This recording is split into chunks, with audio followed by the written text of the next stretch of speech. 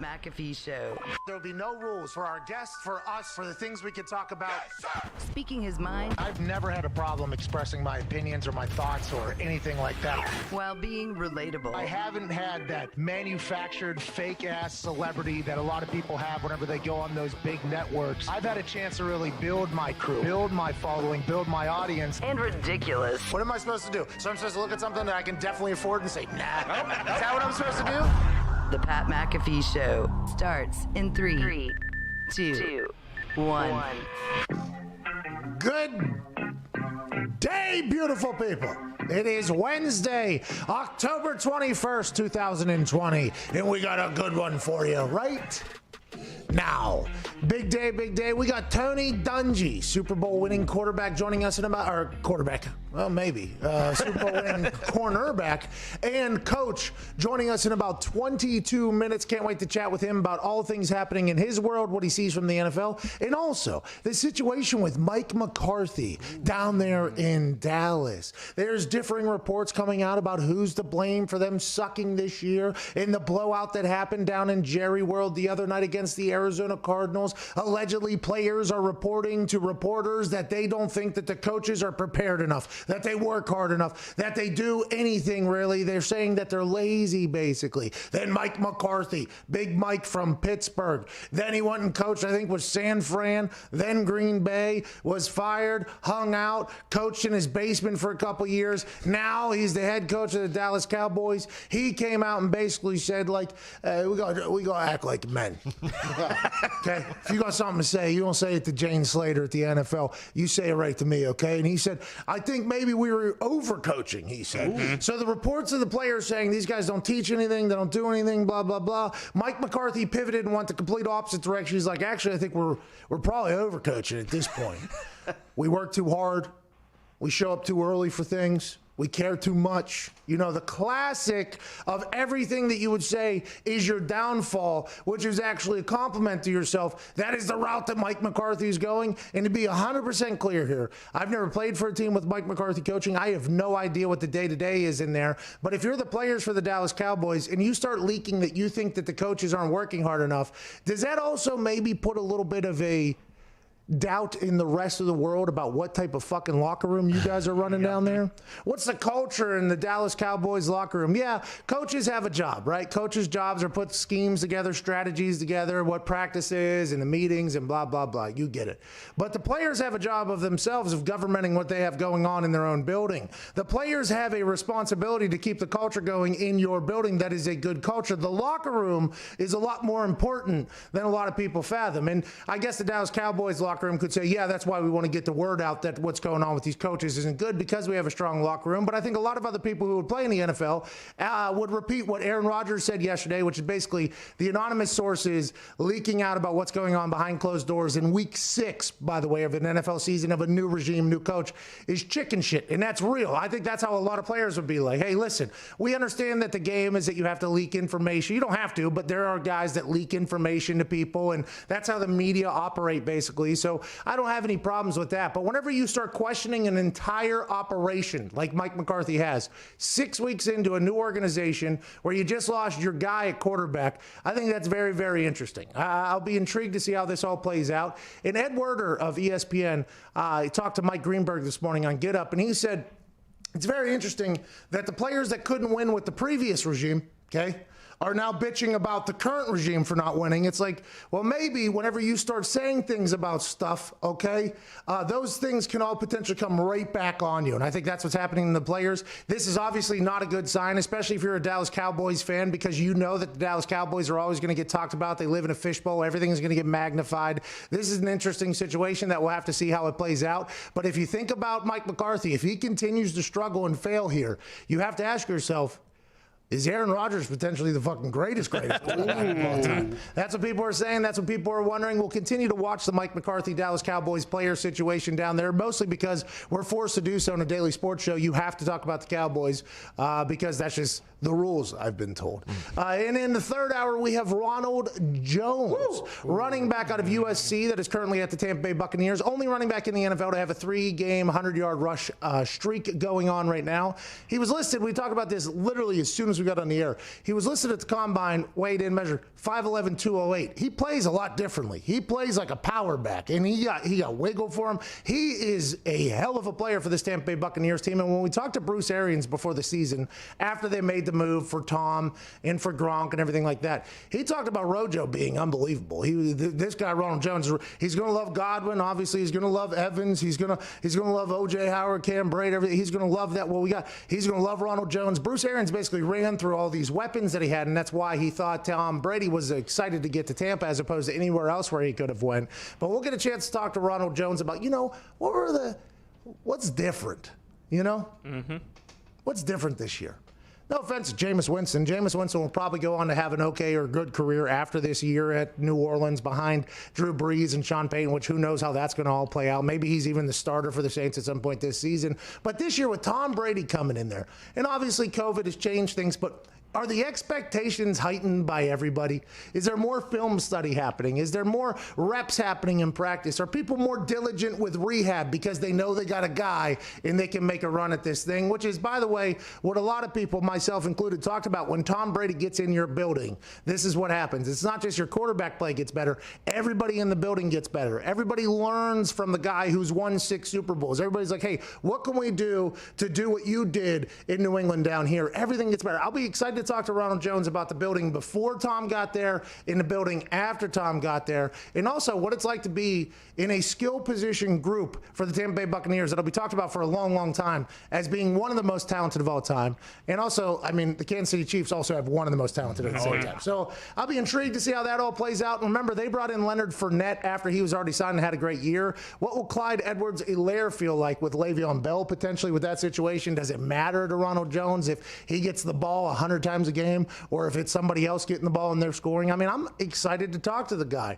With some news about the Tampa Bay Buccaneers, Field Yates has some, Adam Schefter has one. We debut a new segment today called What Are the Insiders Saying? And that's strictly because there's not a lot of shit to talk about today, so we will take a lot of phone calls. 1-888-MAD-DOG-6. We are pumped to be here on Sirius XM Channel 82, Mad Dog Sports Radio. At Tone Diggs. What's going on, brother? Nothing much.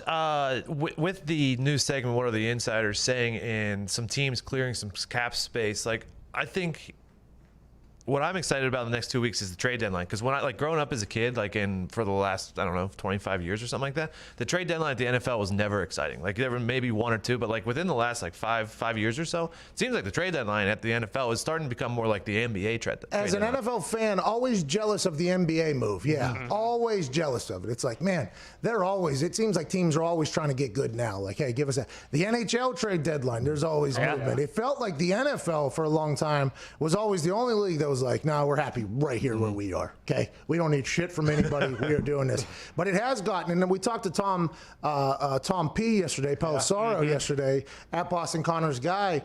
He said that he thinks it's a younger generation of GMs that are more likely to make moves, and I think that's the fantasy football GMs. I think it is a little bit more of a, what have you done for me lately? I want to get better right now, because if we don't win within the next year or two, I know I'm probably getting fired. I think that has become into play more, and I do believe that is because of the social media surgence, I guess. Yeah. At some point, they'll probably have a resurgence if I had to guess. Yeah, probably. Big timer. But right now, we're currently just in the middle of the surgence, the original boom of social media, because social media gives these franchises, an opportunity to hear their fans. Okay? Jim Irsay has a Twitter account. Okay? He's an owner of an NFL team. I would assume he's not the only NFL owner that looks on Twitter and other things like that. Whenever you're a team and you post and things are going bad, okay, you post on Twitter, every comment is like, well, why don't you figure out how to win a fucking game? Who cares about these people donating $2 million to the city? Why don't you find a fucking quarterback that can win us a goddamn game? And then the next one, and then the next one. And if you get 100 of those tweets, by the way, so think about that, 100 tweets in the grand scheme of just a stadium that gets filled every single Sunday by NFL teams, which is 70,000, you get 100 tweets. That's next to nothing in comparison to the 70,000. But whenever you're scrolling for 7, 8 scrolls, and it's all like, you stink, you stink, you stink, that is going to affect the way people make decisions for their operation. You've seen it on networks, right? ESPN changed a good bit because of what was going on social media, which in turn changed everybody else. You see it on a lot of things. You see it in businesses, and you definitely see it in the NFL. And I think it's strictly because they get a chance to almost have like in their eyes, it's a focus group. But really, that's not what social media is. The most pissed people are going to talk. The people that are happy and cool and just waiting, they're not going to say a single thing, much like the real world. But you could see how teams get caught in well, we don't want to look like we're content with what's going on. We don't want to be the team that lets down their fans, which is terrible, terrible shit every single year. And obviously the Jets just stay off of Twitter, it seems like, which is smart, and a couple other teams do that. But I think the surgence of being able to hear directly from your most pissed off fans, which is what Twitter always is the most one way or the other. There's a large portion in the middle there. I think that has gotten people to be like, all right, we're going to win now. And GMs are like, yeah, you're damn right we are. My daughter has to go to school. You know what she's told is that we stink. So I would like her to potentially be a fan favorite in this city. Like there's the human aspect of it, I think, is what happens. And I can't blame them. If I was a GM, I'd be making moves. I'd be watching games. Boom, give me that guy. Well, we can't. Let's figure out how we get that guy. Like that is like those types of moves, and it feels like that is going to become the thing, and that's good for the NFL. Now you have to think of the players' human side of this thing. True. You're getting these players just plucked out of a city that their entire family's moved into, okay, on a Thursday. All right, you're just getting plucked out. All right, sounds good. And we're just going to throw you to this new city. And remember, this team that you're on, you weren't allowed to even choose that you were going to live there either because you were drafted. It wasn't like any other process, which, by the way, happens. Congrats on getting drafted. So you were plucked out of wherever, dropped into there. Then, by the way, yep, not working out, so we're going to pick you up and we're going to throw you over there. And it's not just them, right? It's their wife, their kids. Oh, yeah. Any job that your wife has potentially in the city and where your kids go to school and all that stuff, blah, blah, blah. But that's part of being in the NFL, and that's a real thing. That's the human aspect of it. But I would assume if guys go from, let's say, shitty situations and end up in a great situation, they're like, hey, listen, figure out the fucking school, okay, honey? Let's get into a new city. What's up, Dick? That's what I was going to ask you, like, because we talked about yesterday how it's wild that like more and more people are requesting trades. So, but have you been on a team where things weren't going well and someone was traded and they maybe weren't able to reserve their feelings and were pumped about it? I'm not sure. We traded 4 guys. Oh, AQ got traded. Yeah, that was a bummer. I do remember that. Jeez. Man, that was a bummer. He was my locker mate. You know, he was right next. His locker was right next to mine. It was very weird. He got traded back to Baltimore, I think. At that point, he went from Pittsburgh to Philadelphia to Baltimore to Indianapolis, and then we traded him back to Baltimore. And I think he got cut and got picked up by Indianapolis again. Oh, geez. Like AQ's life is a hysterical one that has wound his way down to Tampa somehow. And good for him being down there enjoying the ride. I'll ask Rojo if he even knows who AQ is. I'm excited to hear his thoughts there. But that was a day that was a bummer. He wasn't married, I don't think, at the time, or had kids or anything at the time. So it was a little bit of a bummer. The locker room, whenever you see your guy get traded. And at that particular point, he was playing pretty good football for us. Like he came in and would play good. We'd win. And then he gets down. And then he was loved by everybody in the locker room. So whenever he got traded, there was a lot of people just being like, so what are we doing here? Is this like a personal beef that you have with the guy because he wasn't getting paid and the guy you paid potentially got hurt and then AQ played well? And it's like, are you just trying to get any potential conversation away from your guy? It's like, what is going on? And then Chuck, I remember he had to tell us, listen, you guys just have to trust the vision that we have, okay? Listen, not every decision is going to make sense. So Chuck almost said in the team meeting, like, listen, I'm with you guys. This makes no fucking sense to us either. But listen, we just got to trust the vision, okay? And we just got to move forward or whatever. And it was the first time I'd ever been in one of those meetings because we weren't one that traded people out much. We normally just cut people or we traded in during the second era there, the post-Bill Polian regime. So it was a bummer, though, and that one had a lot of people questioning, like, what's the motive behind this? And that is one that's tough, right? When the motive is potentially not on-field play, it's potentially off-field play, you can kind of be like, well, couldn't you just figure this out? Like, that is kind of gets into the play. So, I don't know. Trading is always an insane thing, but if you're a team that can get better, and as a person that's no longer in the league and potentially in the spot where you could just get picked up and thrown to another city, I would say make the move because what are you giving up? You're giving up a future pick. Okay, who knows if that future pick's going to hit? We can do the stats and analytics on whether or not the likelihood of that person playing well. But if I'm a team, and like for instance, Chris Ballard did this. I'll take DeForest Buckner from over there. You guys could take our first round pick. It's like what 27th pick or 26th pick or whatever the pick the Colts. What do you think you're going to get a DeForest Buckner with that pick? If you're going to get a DeForest Buckner, okay, bad choice to trade that because that guy's younger and cheaper and everything like that. But if you don't think you can get a DeForest Buckner, let's go. Let's win right now. You're in the winning business in the NFL, and I'm excited for the trades. There's a lot of hypothetical trades being talked about right now all around the internet. At Boston Connor, the New England Patriots are involved in a couple of them. Oh, yeah. But you think they're dead anyway, so maybe they're not even trying to win this year. Well, it's not that I think they're dead. Well, when I look into this crystal ball, when I look into this crystal ball and I see 2-4 if we lose to the San Francisco 49ers, all I see is, we're fucked if we start 2-4. We got the Dolphins ahead of us. The Bills are obviously still the Bills, MVP Josh Allen. I mean, there's a lot of worry, but maybe we do make a trade, Maybe we do go get Zach Ertz, AJ Green, one of these guys that's on the fringe here, if you will. Yeah, the conversation about the Patriots has been there's no weapons, right? Tom Brady, there was no weapons. Cam Newton becomes a weapon, right? He becomes becomes a running threat, and this past week, a receiving threat. He caught a pass. But other than that, other than Julian Edelman, it's like, what do you got going on? N'Keal Harry, is he going to be able to figure it out? Who knows? But if they trade for a weapon this year, and they refused to do so last year, did Bill Belichick want Tom Brady to fail? Oh, boy. Have to ask it. Well, I mean, have to ask the question. Is Bill Belichick thinking, I got to win this year because Tom looks like he's doing well down there? Is Bill Belichick showing some signs of being a human and potentially holding a grudge or wanting to do better than somebody? That'll be interesting to see. Yeah, for sure. I mean, we did get Antonio Brown last year. Let's not forget that. And let's keep in mind he may come back. I forgot about that. Week 9, we might go ahead and just don't know if it's pick up Patriots.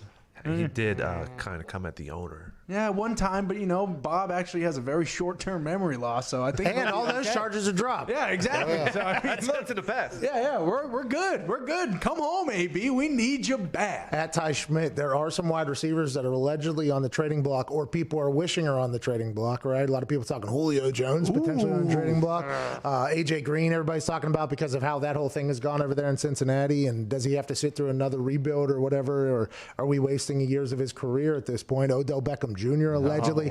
Same type of thing we just talked about with Cincinnati. I guess a lot of people are saying in Cleveland. And I'll tell you what, it's become an actual headline on all these shows. So I'm thinking there's a chance that there's some real legitimacy behind the OBJ. And the OBJ will not say it, right? Odell Beckham Jr. has come out to me personally and publicly, like in a press conference wise, that he just wants to win. Like he is not about this, the drama that happened in New York, which I would assume he would agree some of it was probably warranted with the way things happened. But everything that happened off the field and all of the people that try to say he's a prima donna and all that stuff, he's like, that is a misrepresentation of who I am. I just want to win, period. That's all I care about. Last year, when Freddie Kitchens was calling draws on 4th and 19 or whatever, Odell Beckham Jr., rightfully so, could have came out and said, this place stinks. He literally could have done that. He did not, right? He did not do that. Everybody was like, he's going to do it. He never did it. There was a couple games where he didn't play great, probably because he was checked out because the team was so terrible.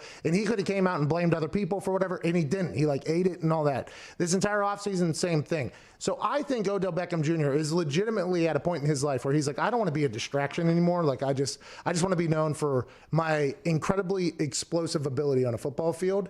And now that all these people are talking about it, though, I'm wondering if Odell is not saying, okay, can't do it. Odell can't do it because as soon as he says that, here he is again. This guy wants out of this. He didn't work in New York. Now it doesn't work in Cleveland. Makes him look bad. But the amount of people that are like, yeah, he needs to get out of there and like sticking up for him and spreading the message. I mean, it feels like there's a chance that Odell's people want Odell out of Cleveland, and you can see why. Imagine if Odell Beckham Jr. was wearing the green and yellow and had a chance to throw it off. Well, and I mean, you mentioned it. He said in that same article where he's like, all I want to do is win. He said, it doesn't matter if it's New York, Miami, or Sheboygan, Wisconsin. So I think he may have floated the idea. But I mean, I get excited about this stuff. I'm not going to get my hopes up. The Packers don't do this shit. They're not going to this year. I can see all the edits of like Odell in a Packers jersey making catches and stuff. That's awesome. That'd be great if they did. They won't. So there are some teams that just don't do it. They just won't. Can't do it. Can't do it. Won't do it. Don't think they can win with him. They could, but they just won't do it. Yeah, some teams are very patient, and some fan bases, since they have ownership stake in it, can't even complain because it's their fucking ship. Yeah. So, Hey, listen, I've been saying let's get Odell to Green Bay for years now. No one's listening. and you're an owner at Viva Lazito. We have to get to a break here. Do you want to debut your poll before we hit this commercial break? Do you want me to? I could do it. Yeah, absolutely. I'll do it. Who will win the NFL MVP? Music, Jay. Come on. Russell Wilson, 58.9%. Patrick Mahomes, 10.2. Aaron Rodgers, 18.4. Derrick Henry, 12.5. And the entries, a lot of people are saying Big Ben, Big Dick Nick. Nobody said that. Yeah, I see. There's 3 of them right here. Nobody said Big poll. Big poll. Feels like that's you. At Chicago Bears fan 0. Nah, okay. That's your burner. Russell Wilson for MVP is a big push this year by a lot of people. Led off Sunday Night Football with it, and he's been playing obviously incredible. Patrick Mahomes, 10.2%. Okay, I can respect it. Aaron Rodgers, 18.4. What have you done for me lately? Not much. Derrick Henry. Whoa. 12.5%. He's beating Patrick Mahomes. Good for Derrick Henry, by the way. Wow. If a running back wins it, that would be wild because the MVP is just the best quarterback award. And it has been for a long, long time. Well, Derrick Henry bucked the trend because he's just carrying that team on his back. Or how about the quarterback for that team? Will he win it over Derrick Henry because his stats are next level? Maybe. We got to get to a break. 22 minutes into this October 21st. Tony Dungy joins us on the other side. This is the Pat McAfee Show, Sirius XM, Channel 82, Mad Dog Sports Radio.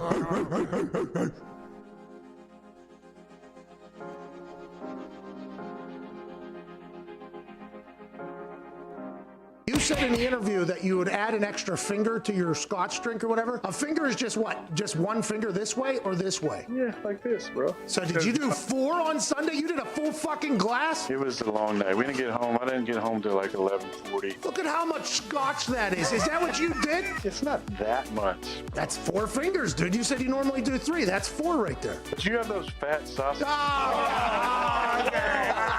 Okay. It hasn't been cordial over the years between me and Sue. We've had some battles over the years. I think I mentioned that he got frozen feet and didn't realize he was stepping on my calf. He also stomped on one of my teammates at one point. I was under the impression that we were going to have a conversation after the game. And there might have been some loss in translation, whether or not he was talking about the, see you at the bus conversation. I thought it seemed more like, hey, let's have a little, come to Jesus moment. I was looking for that conversation. I didn't know how it was going to go. I didn't think it was going to, look, I'm not going to play number 2.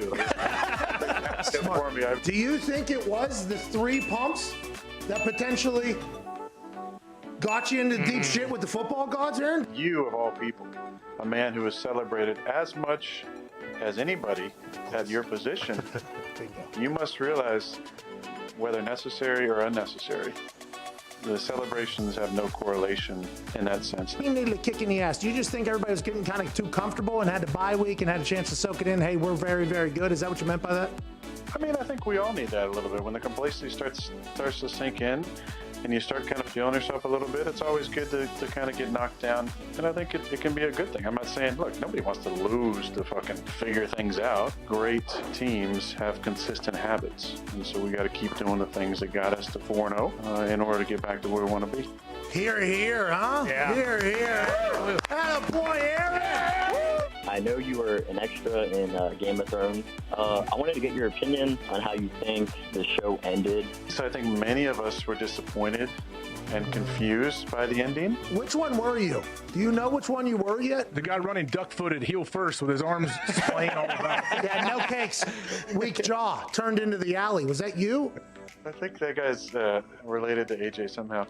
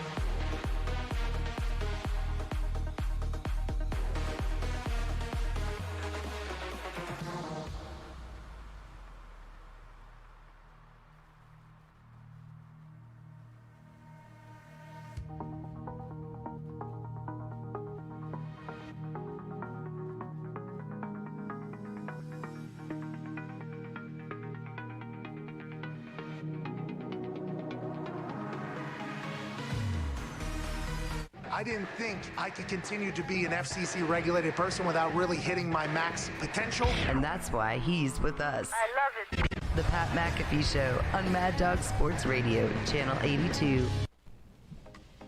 Welcome back to the Pat McAfee Show here. Everyone always talks about how important it is to get a good night's rest, don't they? Oh, yeah. But following that advice can be a little bit difficult. That's why the folks at CBD created Cbd Pm to help you get the rest you deserve and feel your best every morning. Cbd Pm blends, listen to this, 500 milligrams of superior CBD with sleep-promoting ingredients like melatonin, valerian root, and chamomile to create a powerful and effective sleep aid. So whether you're up late with the kids, pets, watching sports, or existential dread, you can turn to CBD Pm and get the rest you need to handle anything that comes your way. We use it. We love it. We enjoy it. It's not just CBD Pm, by the way. They have other CBD products that are very, very good. They have a rub that you can put on. I rubbed it on my back after I did a swanton bomb off the top of the rope. That's right. Yeah. Off the top into the ground, which I woke up the next day, couldn't move. Got some CBD MD, CBD PM, CBD rub-in on the back. Felt amazing. Changed the game. And to make it even easier to try CBD PM or any of the CBD MD premium oil products, which we were talking about right there, they're offering listeners of this show 25% off your next order when you use the promo code McAfee at checkout at cbdmd.com. Use promo code MCAFEE for 25% off your purchase of high-quality CBD oil products from CBD MD. Hell yeah. Hell yeah! Hell yeah! Hell yeah! Tony Dungy's not on the air yet. Oh, come on. Tony. That happened. Coach's time? Punctuality, coach. I don't know. He's probably busy doing something else. Maybe he's interviewing for a job. We're going to make him do wind sprints when he gets on. Houston, huh? Yeah, maybe give him a check. Maybe make him run a little sprint or whatever. I've heard some names being thrown around for the Houston GM job and the Houston head coach job. Yeah, really. What do you got? I think pretty intriguing stuff for our show. I think good for our show. Like that? No, not me. I would never want to coach. But people we know, I think, pretty well. They're going to hire Dane Orlovsky? If Dane Orlovsky gets the gig, I'll tell you what, I am pumped. But that was not the name I heard. But others, in that realm that we do know. Talking about sexy? Let's go to Darian in Florida. I wish. That'd be Sexy amazing. Rex Chapman. Rex Chapman probably not going to get a head coaching job in the NFL. Rex Ryan potentially. What's going on, Darian? How we doing, boys? Well, you're taking the place of Tony Dungy right now, so everything's great, brother. Everything's great, Darian. No pressure, though. Yeah, what do you want to talk about, brother? Well, I think we can all agree at this point that the Dallas Cowboys fucking stink. Yeah. And there's a pretty good chance that they could be a 4 or 5 win team max this year. Yeah. Which would put them in that top 5 draft pick range. My question is, do you think there's any chance that Jerry Jones just says, fuck it, I'm not paying Dak? And that is interesting. Great question, Darian. And drafting another quarterback, I believe, was where he was headed there. Very intriguing question to be asked. If you end up as a top 5 draft pick or draft choice and your team made the playoffs the year before, which, by the way, could happen, I think. The NFC East could potentially clean sweep the top 5 picks in there somewhere. Perfect you know what draft. I mean? Top 6 or whatever. And it would not be surprising at all. And the Washington football team, I think they're 1 win away from being tied for the lead in the NFC East. And they're 1 loss away from being the number 1 overall pick. That's where the NFC East sits 6 games into the season. So for the Dallas Cowboys, everybody is automatically assuming that Dak Prescott's going to get a good deal because Stephen Jones and Jerry Jones came out and said that Dak Prescott is our future. This man is our quarterback. And although I said that my hands don't get cramps writing checks, when I saw the number that Dak wanted and that got onto a check, I said, well, fuck, I think my hands are locked. You've seen me clap. I do get cramps in my hands while clapping, but not while writing checks.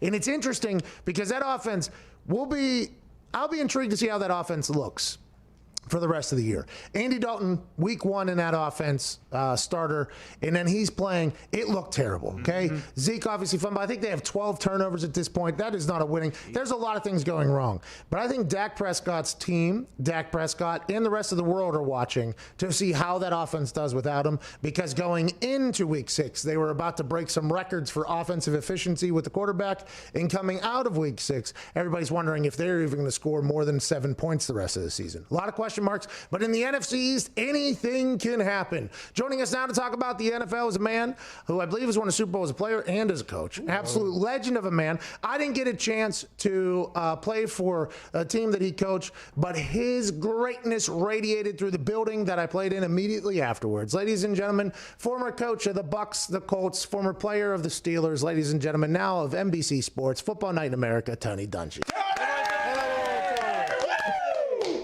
Hey, Pat, how are you? I'm fantastic. How are you, Coach? I hope life is fantastic. This 2020 time has been insane, but watching you guys do the football and Football Night in America has been a nice little beautiful piece here. Well, we're glad to be back to it and broadcasting, and should have a great game this week. We've got my hometown Tampa Bay Bucks going out to Vegas for the first time, so that should be interesting. All right, let's start with your Tampa Bay Buccaneers, and then we'll hit everything else that's happening in the world. It feels like they're potentially figuring it out. Gronkowski came to life this past week. They beat that Green Bay Packers team with a defense that was just flying around. I think special teams is good. As a native of Tampa Bay and a former coach of Tampa Bay, seeing Tom Brady go down there, I assume was a little bit alarming, but now watching the pieces come together, how do you feel? Well, I felt it would take a little bit of time, Pat. Tom Brady is such a precision passer, and everything is based on timing with him. They didn't have that great offseason, didn't have training camp, so I knew it was going to take a little time. Everybody's expecting Super Bowl and miracles right off the bat. I think they're going to get better as it goes, but I've really been impressed with that defense. Todd Bowles has them blitzing. He's got them putting a lot of pressure on the quarterback, and they frustrated Aaron Rodgers last week. Oh, yeah, for sure. We actually talked to him about it, and he said there was a couple, he's a foot off, he thinks, probably for the first interception, everything like that, and he missed the tight end. There was the pressure by the defensive line that he credited in. It's been cool to see that come together, because beginning of last year, Todd Bowles' defense, first year in it, they were young, they were kind of terrible. Then by the end of the year last year, they were humming, and everybody thought coming into this year, like, will they be able to continue to build on that? They have. They look very good, but in that NFC South, I mean, they're going to have to win a lot of games to get that thing going with Drew Brees and the Saints down there. Well, that's going to be the big matchup next time around with the Saints. The Saints beat them in New Orleans. They've got the rematch here in Tampa. That's probably going to end up, well, it is going to decide whether Tampa has a chance in the division or not. Let's talk about some things around the NFL. You've been out of coaching now for some time, okay? 10 years or whatever. How long has it been? 10 years? Probably? 12 years. 12 years. Congratulations on an incredibly successful retirement, by the way. I hope it's going great. If you were, let's say, 3 years into that retirement, and then you came back to coach, do you think there's a chance that the game could have passed you by? Like, has the game changed so much that Mike McCarthy is potentially too dated with his strategy and his schemes? Because there's a lot of people saying that it's potentially the defensive scheme or the offensive scheme has been passed by in the NFL. You don't agree with that at all? No. Rodney Harrison and I watch every week, and it's the same things. It's blocking, it's tackling, it's fundamentals. Yeah, okay, we've got some new offenses, spread offenses in, and, different things, but we still see situational football. We see guys, Clyde Edwards-Helaire running out of bounds when they've got the lead with 2 minutes to go. Those are things that you see week in and week out, and that's how teams win and how teams lose. Trust me, the Patriots are going to be in good shape down the road because Bill Belichick is going to fix some things. Hell yeah. Okay, and they're going to definitely have an opportunity to be better. Dallas has to fix some things, and you can't fumble the ball. It doesn't matter if it's 1975 or 85 or 2005. If you fumble 3 times and throw interceptions and you get your quarterback knocked around, you're not going to win. Coach, this was never something that happened on teams that you coached, and I don't know if it's because of the time that it was and the access now, or if it's because the culture in the teams that you coached were unbelievable. I got a chance to hear about them after, and the culture that you had built in there stuck around afterwards with Jim Caldwell and everything like that. With Mike McCarthy, there's alleged leaks coming out of the locker room now to Jane Slater and the NFL Network, and they're saying that the coaches aren't doing this, and then Mike McCarthy had to come out and say, well, we'd like this to be handled inside doors, which, by the way, everybody would. How is that something, if you're a coach, that you address with your team? Do you just immediately come out and say, hey, we can't have leaks happening, or do you just expect your culture to be so good that people know that doesn't have to happen? No, that's the first conversation you have, and I learned that from Denny Green. The first meeting I said to our group, we don't have a player named Anonymous, so I better not hear anything from him. Okay, if you want to say something, say it. put your name on it. First of all, I'd appreciate it if you come to me first. But if you don't feel like you can come to me, go out there and say it, but put your name on it so we can address it. If we have Mr. Anonymous say anything, we're going to have a lot of problems on this team. And it was something we never had. Everybody that I've talked to has the same exact. As soon as the anonymous source from the locker room came out yesterday, everybody potentially thought that was leaking the information was that people will bury Mike McCarthy because it's gone bad. But instead, I think a lot of people that know football and know the NFL and know the locker room are like, well, the biggest issue here is that you have anybody leaking information to the reporters, and it's coming from a locker room, as Ed Werder pointed out. Like, you didn't win with the last group either, so it's like, is it the locker room's problem? Which, by the way, the locker room has a duty to keep the culture of the team in tight. Is it a locker room problem potentially in Dallas? Absolutely. And you know, Pat, from the teams you played on, if that happened in Indianapolis, some of those veteran players, Peyton Manning, Jeff Saturday, they would go David Thornton, and that would be stopped. The coach wouldn't even have to say anything. When you look at that Pittsburgh Steelers team, that defense, they are in the conversation in the AFC as they should be. Ben Roethlisberger now obviously back off he's got a brand new elbow, coach. He's got a brand new elbow. They just put in new ligaments in there. Like, here you go. Congratulations. You're rookie of the year now. You can throw fastballs however you want. They got that weapon in Chase Claypool, which you know, by the way, from Notre Dame. And it's just, that feels like a team with that defense, with how they're playing. And all Pittsburgh Steelers teams in the past, if they have a great defense, normally going to be very good. That defense is great. What do you see out of that Pittsburgh Steelers team? And why doesn't Mike Tomlin ever get talked about as much as he should get talked about for how great he is as a coach? Well, I think we overlooked Pittsburgh. And last year they played pretty well, but they didn't have good quarterback play. After Ben went out, they went back and forth with a couple of young guys. And, you know, Duck Hodges played well for a couple of games in there, Mason Rudolph, but they didn't have consistent quarterback play, and they still won a bunch of games. Now the defense is having a chance to play ahead. They're not playing from behind. They're not, really dealing with teams that can afford to wait and hold the ball and that kind of thing. So now the defense looks better even. I think they're going to be tough to deal with. I'm looking forward. We've got their game against Baltimore on Thanksgiving night on NBC. That's going to be fireworks. Mike Tomlin is an excellent coach. I interviewed him. He was 29 years old, Pat, when I interviewed him. It took me 15 minutes to figure out, man, this young man has something special. And he's been that way. I'm really not sure why he doesn't get a little more credit. Ike Taylor said that he has a cage in his, it's just a cage he goes into where he just watches film. He said he loves ball. Like, Mike Tomlin only cares about football. He doesn't care about anything else. All he is just ball all day. He is into it. He loves it, and he loves his players. And I think they feel that. They feed off that. Those guys want to play for him. And when you have that, you're going to be successful. And Pittsburgh has a culture. You talk about culture. They've got a culture where they're not going to panic. And they are going to work on things in-house, and they're going to get things solved. And they had a couple guys there that were problematic. Le'Veon Bell was problematic when he was there. Antonio Brown was problematic. And as good of players as they aren't there anymore. And sometimes you have to do that. Tony, Brian Flores came out, and he was pretty upset about the Tua information getting out before he had a chance to tell the team. Did that ever happen when you were a coach? And when that does happen, is Flores right now going on absolutely scorched earth in the Miami organization to find out who the rat is?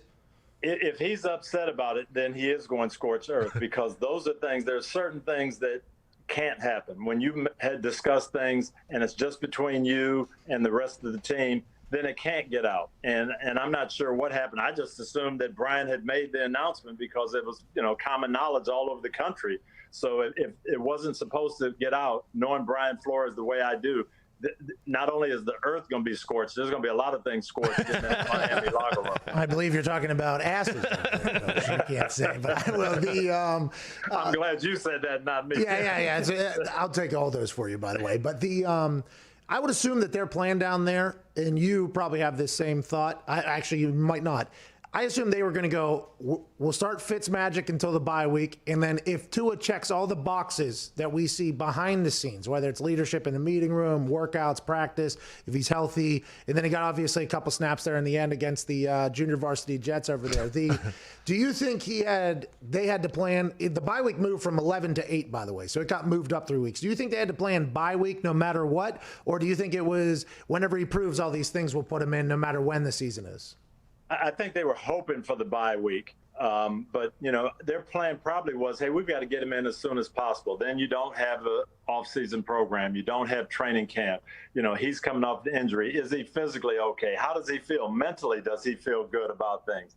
And then that determines when you can do it. I think they wanted to do it as soon as possible, and the bye week makes sense. Coach, it was just announced that they're going to let up to 3,000 fans this upcoming weekend in New Orleans into the Superdome. Do you think that they'll actually feed off that juice because that is such a home field advantage, or do they have too many issues to really come back from? No, they will. And I'll tell you, we've been at Notre Dame, and they've had 9,000, 11,000 people there, and you can feel it. It makes a difference. So I think they're going to be excited to get that. They'd love to have everybody in there and have it full, because that's one of the things I think they are missing. That home field advantage was awesome for so many years. I think they'll be glad to get it back. Are you impressed that this NFL season has gone off the way it has? I think I am. There's been a couple postponements. There's been a shell game. But with the amount of humans, it's vast. It's not like the NBA. It's not like the MLB even. It is vast. Equipment managers, trainers, interns, GAs, coaches, all these things. There's so many people that have to be involved in this. I'm pretty impressed with where we're at. A lot of people are dumping on the NFL for a couple positive tests coming and all that stuff. I'm pretty impressed that it's gotten this far, to be honest with you. They're doing way better than I expected. I didn't think it would be possible to keep everything going into play. They've done it, and we're going to have some hiccups, and to nobody's fault. I mean, when you stop and pick up a takeout order, going home from work just to eat, you don't know where that's been, who you're coming in contact with. Your kids come home, you don't know who they've come in contact with. It's impossible to stay totally virus-free. I think the NFL has done a great job so far. Minnesota's back this weekend. Prime time football. Big Ten football is back. How do you feel about it? I'm happy for those guys. I've got a son who's playing junior varsity high school ball, and he's missed a couple of games, and he's frustrated and upset. So I can imagine a college junior or senior saying, am I going to get to play my senior year or not? This is terrible. It's good to see those guys back. I'm hoping they can get through it and do fine. And definitely, I like the Gophers. I think they're going to have a good year. I think so, too. And I think they're definitely going to cover this weekend. Ladies and gentlemen, former head coach, Super Bowl champ, now with NBC Sports Football Night in America. Ladies and gentlemen, Tony Dungy. Thank you, Tony. Thank you, guys. Good to be with you. Thank you, Coach. All right.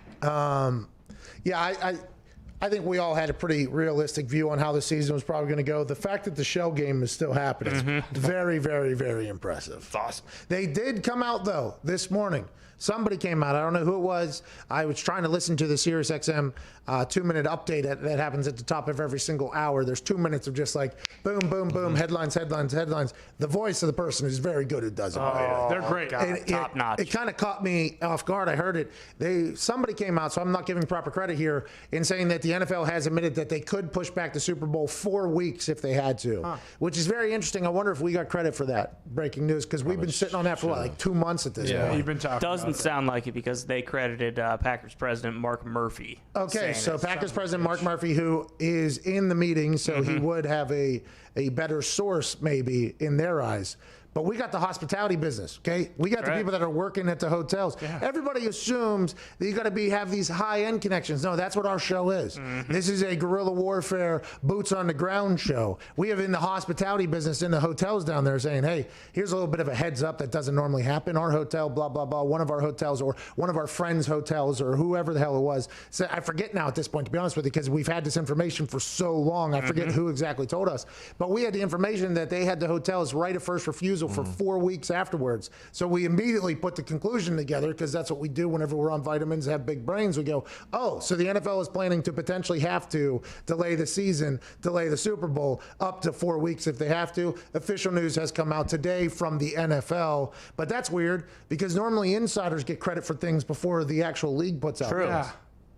And you asked Schefter about that too, and he didn't even know it, and he had to go confirm it with his sources. This is why you don't get in the insider game. Because if you get in there and you're wrong, not good. Murky water. You get in there and you're right, now you're mad about not potentially getting credit for it. That's why we normally stay out. But boy, we have been talking about that for a while. That's why that week 18 that everybody started talking about, we've been thinking about that for 2 months. Yeah, that's week 1. It's going to hey, they're going to extend another week, another 2 weeks. And we've gotten so far into that conversation already that we're wondering about teams that are 2 and 13 or whatever and have one more game and they got to wait potentially 2 weeks because one of the winning. What team are they putting on the field? Is that going to be their stars that have to train around for 2 weeks, or are they going to put maybe their just practice squad in there? What's that going to do? Are teams getting an easy benefit then if they get COVID games and they have to delay later because they're playing shittier squads that don't want to put their actual players out there because the games mean nothing and it's 2 weeks delayed? That is how far we are in the conversation. Happy the rest of the world is getting official news of that. And what happens if it's 2 teams too? You know, if that week 18 game, you know, it's the NFC East and both teams are 2 and 13. Winner goes to the playoffs at 3 and 13. Then what happens? Yeah, and what if there's another game after that? Will they set up the games to lead like for the most action on that last week? Yes. Like, will one of those games that will set up for an NFC East championship, will they schedule that for 2 weeks because in the first week there's a little bum game, and then they can have a big game later? I don't know, but we think that's going to happen. It's inevitable, I think, at this point. Before Tony got on, we were talking about Dak Prescott and if they have a top 5 with Jerry Pam and all that stuff. Oh yeah, dude. So Cowboys are losing with Dak Prescott. Right. And we've always talked about, and you specifically have always been a big fan of winning with a quarterback on his rookie contract. Yeah, yeah. So Big fan. I started pushing for that when the Rams had Goff and they were able to spend money on everybody. And by the way, once they paid Goff, they continued to think they could pay everybody, and they had to have an entire roster kaboom Turns and get out rid they of it. Couldn't do it. So with the Dallas Cowboys and Dak now, like they clearly have many, many more issues just than the quarterback position. They're losing with Dak at their quarterback position. If they do have a top 5, would it be smart, to take a quarterback and then spend money on free agents that you know are known commodities on the defense side of the ball potentially? You're a scumbag. Why? You don't want Dak to make any money, huh? He'll make his money. It just might be Indianapolis. He'll make his money. It just might be somewhere He else. signs a big old deal in Indianapolis next year. Dak will be a quarterback that people will want. Oh, yeah. Dak will be a guy that teams will want to sign. But Dak has come out, and maybe his brother hasn't, but Dak has come out on numerous occasions and said, love being a Cowboy. Showed up to a press conference after getting franchise tag and after a tumultuous offseason of negotiation that ended up with the franchise tag happening with a Cowboy hat on, if you do recall. Yeah. Say he loves being in Dallas, that whole thing. Well, he loved being in Dallas. Whenever another team shows up and is like, "Would you want a 4-year deal?" Yeah, we want to. We don't even fucking want to give you a 4-year deal, a 3-year deal. How about a 3-year deal? Here's this. What if that happens? Do you think he sees the writing on the wall though? It's like, hey, I'm gonna have to score like 52 points a game for us to win. Do I really want to do that, or do I want to go somewhere else and maybe have a better shot? The interesting thing about all of it is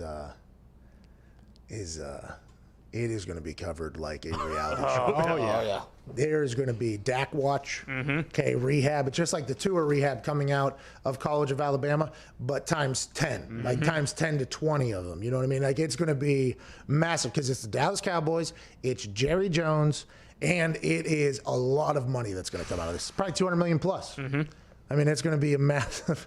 Well, also, if they have a top 5 pick and they allow the most points in NFL history during a season, they're kind of a bunch of big fat stooges if they don't go and get somebody on the defensive side of the ball, right? Well, then they would have to pay Dak, right? Then you would have to pay Dak Prescott. So what he is saying in the conversation we're currently having is not paying Dak, going younger, and you probably want to get a quarterback if you have a top 5 pick. But will the Dallas Cowboys win 5 to 6 games? Be mediocre, 2 games under what they normally are, and just end up in the middle of the draft class and not be able to pick up anybody and kind of be stuck. Probably. Yeah. That feels like that's probably what's going to happen. For quarterbacks, too, it's kind of Lawrence, Fields, and then bust, right? I mean, no one really wants to go after Lance, Trey Lance. dude. Well, that's what I'm saying. Nobody really wants to go after Trey Lance. You would rather. No, but you don't, not Trey Lance, but what if somebody in the Big Ten has a Joey B year here? Like, you don't know. Sure. Joey B was a 5th-round draft pick. He became the number 1 overall pick after 1 college season. And I'm not saying that that's going to happen ever again. That felt like that was potentially an anomaly. That was magical. But you don't know, the Big Ten starting this weekend. What if, who's the Minnesota Gophers quarterback? What if the Minnesota Gophers quarterback just gets hot? I have no idea. I literally have no idea. But what if he becomes a guy who is Tanner Morgan, a top 5 pick? Yeah, he was balling last year. I don't know if he's still there, how old he is, or if he's even in NFL talk. But he could have a year that's just unbelievable and going there. We have no idea what quarterback's going to kind of happening with I can't remember his name, but the kid from BYU who is just absolutely balling out this year. Yeah, he's Zach. Yeah.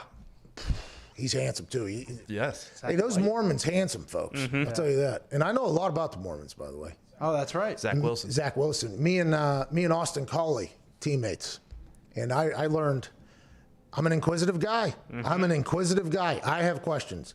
And that was when Mitt Romney was running for president. Oh, yeah. So I remember asking Austin in one cardio, it was a conditioning workout. We were running right next to each other. It's like a 30-minute workout or whatever. I was like, hey, man, it sounds like this guy might win the president. I'd like to know what he believes. Can you break this thing down to me? 30-minute cardio workout. He's explaining the entire Mormon religion to me, basically. Wow. Yeah. Very, very interesting. Probably the most interesting cardio workout I've ever been a part of. I continue to ask questions. It's a wild life over there. That is a place that is committed to whatever, by the way. Oh, yeah. Like the Mormons will be committed to whatever. Austin Collie went to BYU. I think he had a lot of freshman records at BYU as a wide receiver, and he got a call from God that he had to go to Argentina or Venezuela on his mission for 2 years. No football, no workout, no internet, no electricity. He could write a letter back home every single Sunday preaching the word of the Latter-day Saints in, I think it was Venezuela or Argentina. Didn't even touch a football. He said the only training he did basically for those 2 years he would run sprints on the street at night because he wanted to stay in shape or whatever. Then he comes back, balls, gets drafted, I think, in like the 3rd round or 4th round of the Indianapolis Colts, goes on to lead the NFL in touchdowns and receptions, and then dies in the middle of a football field. But that, I listened to him.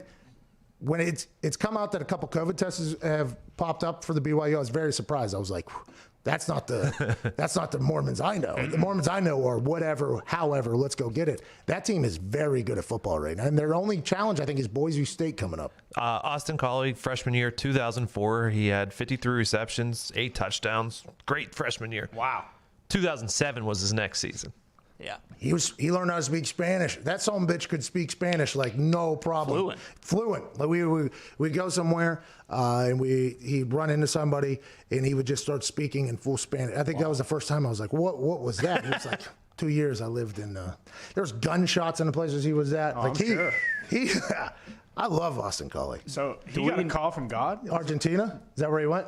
Yeah, so it was Argentina. Yeah, God called him to Buenos Aires? Go on his mission trip. Oh, wow. I'm not sure. Do we know, has the current QB gone on his mission trip yet? Yeah, because isn't that kind of tough for your draft stock? Yeah, well, and also for BYU, if their guy here, they win, they go, and then next 2 years he's gone. Find someone else. Got to go do what he's got to do. Can only write letters, tell the new quarterback how to play quarterback. That's BYU.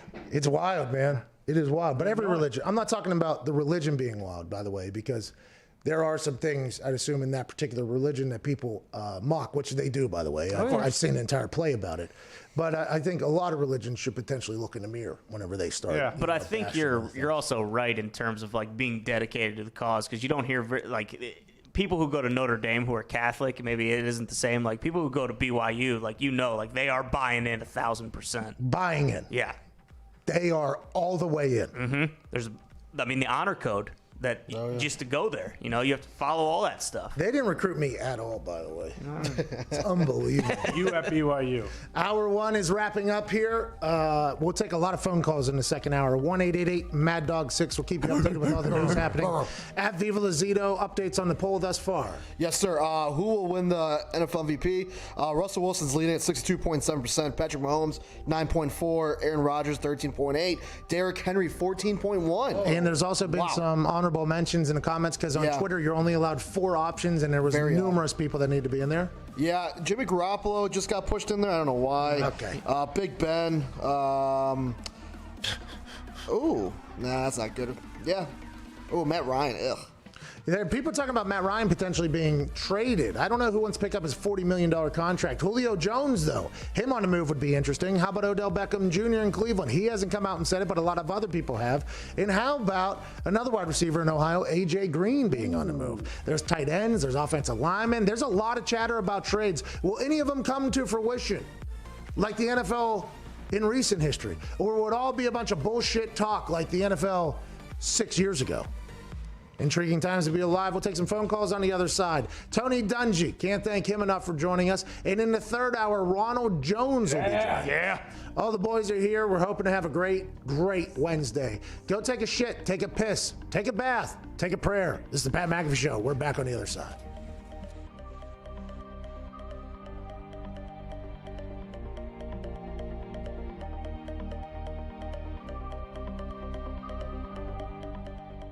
This is Remember the Titans.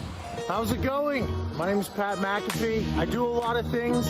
Today I am a professional analyst getting ready for the Thursday Night Football opener in beautiful Nippert Stadium with the Cincinnati Bearcats here at Higher Ground. This secluded world.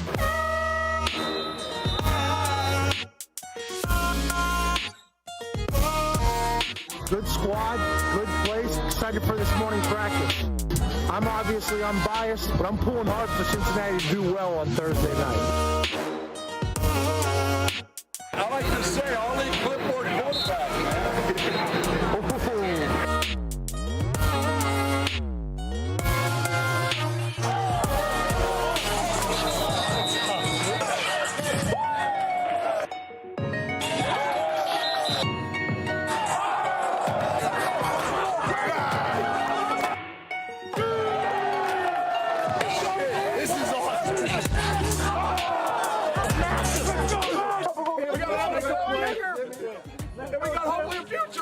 Kicker.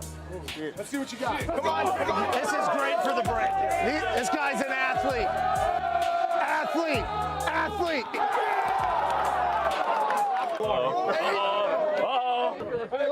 Let's go. We'll find out. Let's go.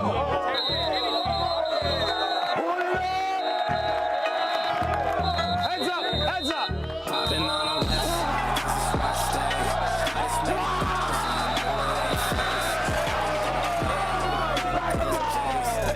Hey, I appreciate that. Thank you so much for hospitality. Have a great day.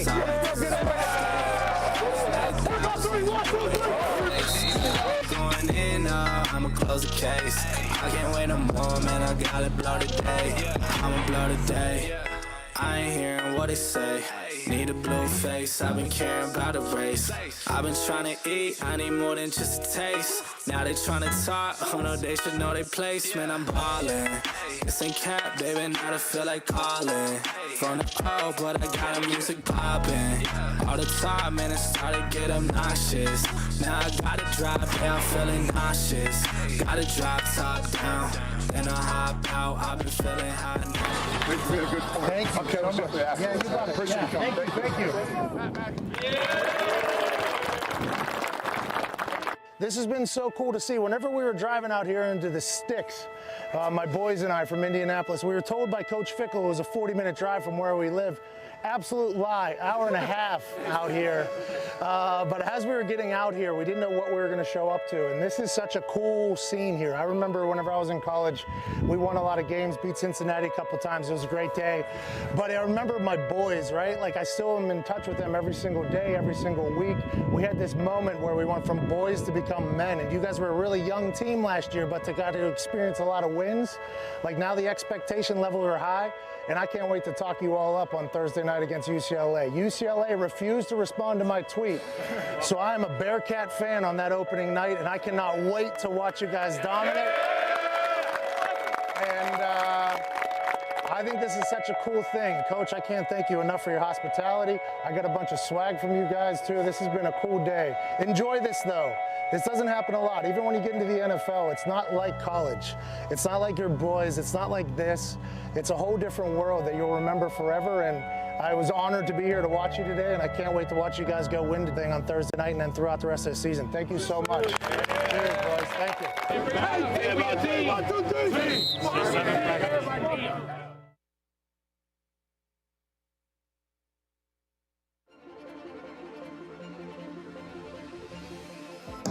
Patriots, -11.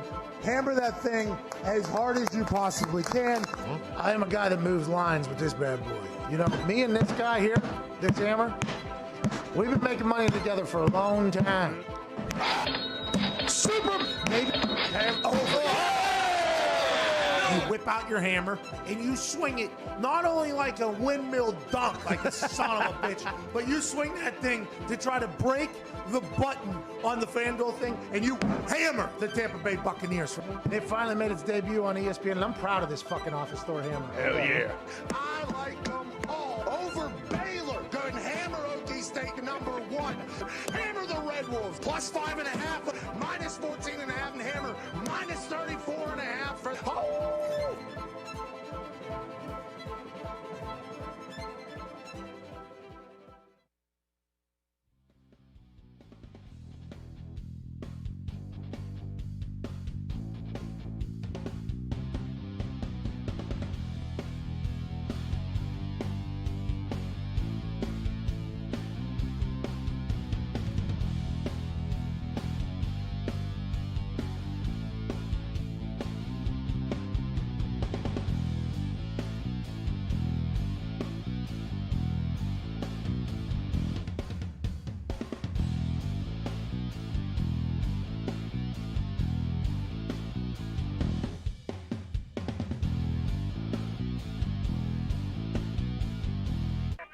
The Pat McAfee Show. There'll be no rules for our guests, for us, for the things we could talk about.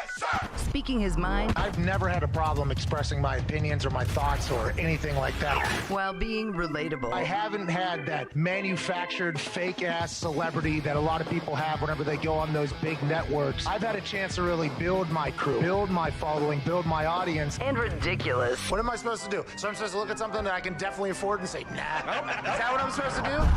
The Pat McAfee Show starts in 3, 2, 1. Good afternoon, beautiful people. This is the Pat McAfee Show, Sirius XM, Mad Dog Sports Radio. Hour 2 begins right now. Thanks for that beat drop, Twine. That was fantastic. Hour 1 saw us talk to Tony Dunge, talk about some trades that could potentially be happening, news updates, and all of the shit in between in the sports world. Joining us now is a man from Canada, British Columbia, I believe, from Victoria, British Columbia. He's our Canadian stooge, a man who has stats and facts about gambling that make us all much, much smarter. The founder of Gumpy News. It is our friend Gumpy. What's up, dude? Thank you, sir. When we look at games, Pat, you know, I usually shy away from the big spreads. I don't like them. But this year, favorites of -2.5 or less are 3-14 against the spread. Whoa! That's a big one. So what's that tell us, Gumpy? As soon as we see a line, that is shy away from that. But favorites of 6 or more are 21, 18, and 1 against the spread. That is very surprising to me. Why is that surprising? That seems like it's damn near 50-50 if one fucking ball bounces one way or the other. But that's very good for 6 or more. You know what I mean? Yeah. Those big lines have been profitable this year. And it sure sounds like what you're saying with the close lines, hammer the underdog. That's what it sounds like from your original stat there. And the Buccaneers go into Vegas this weekend.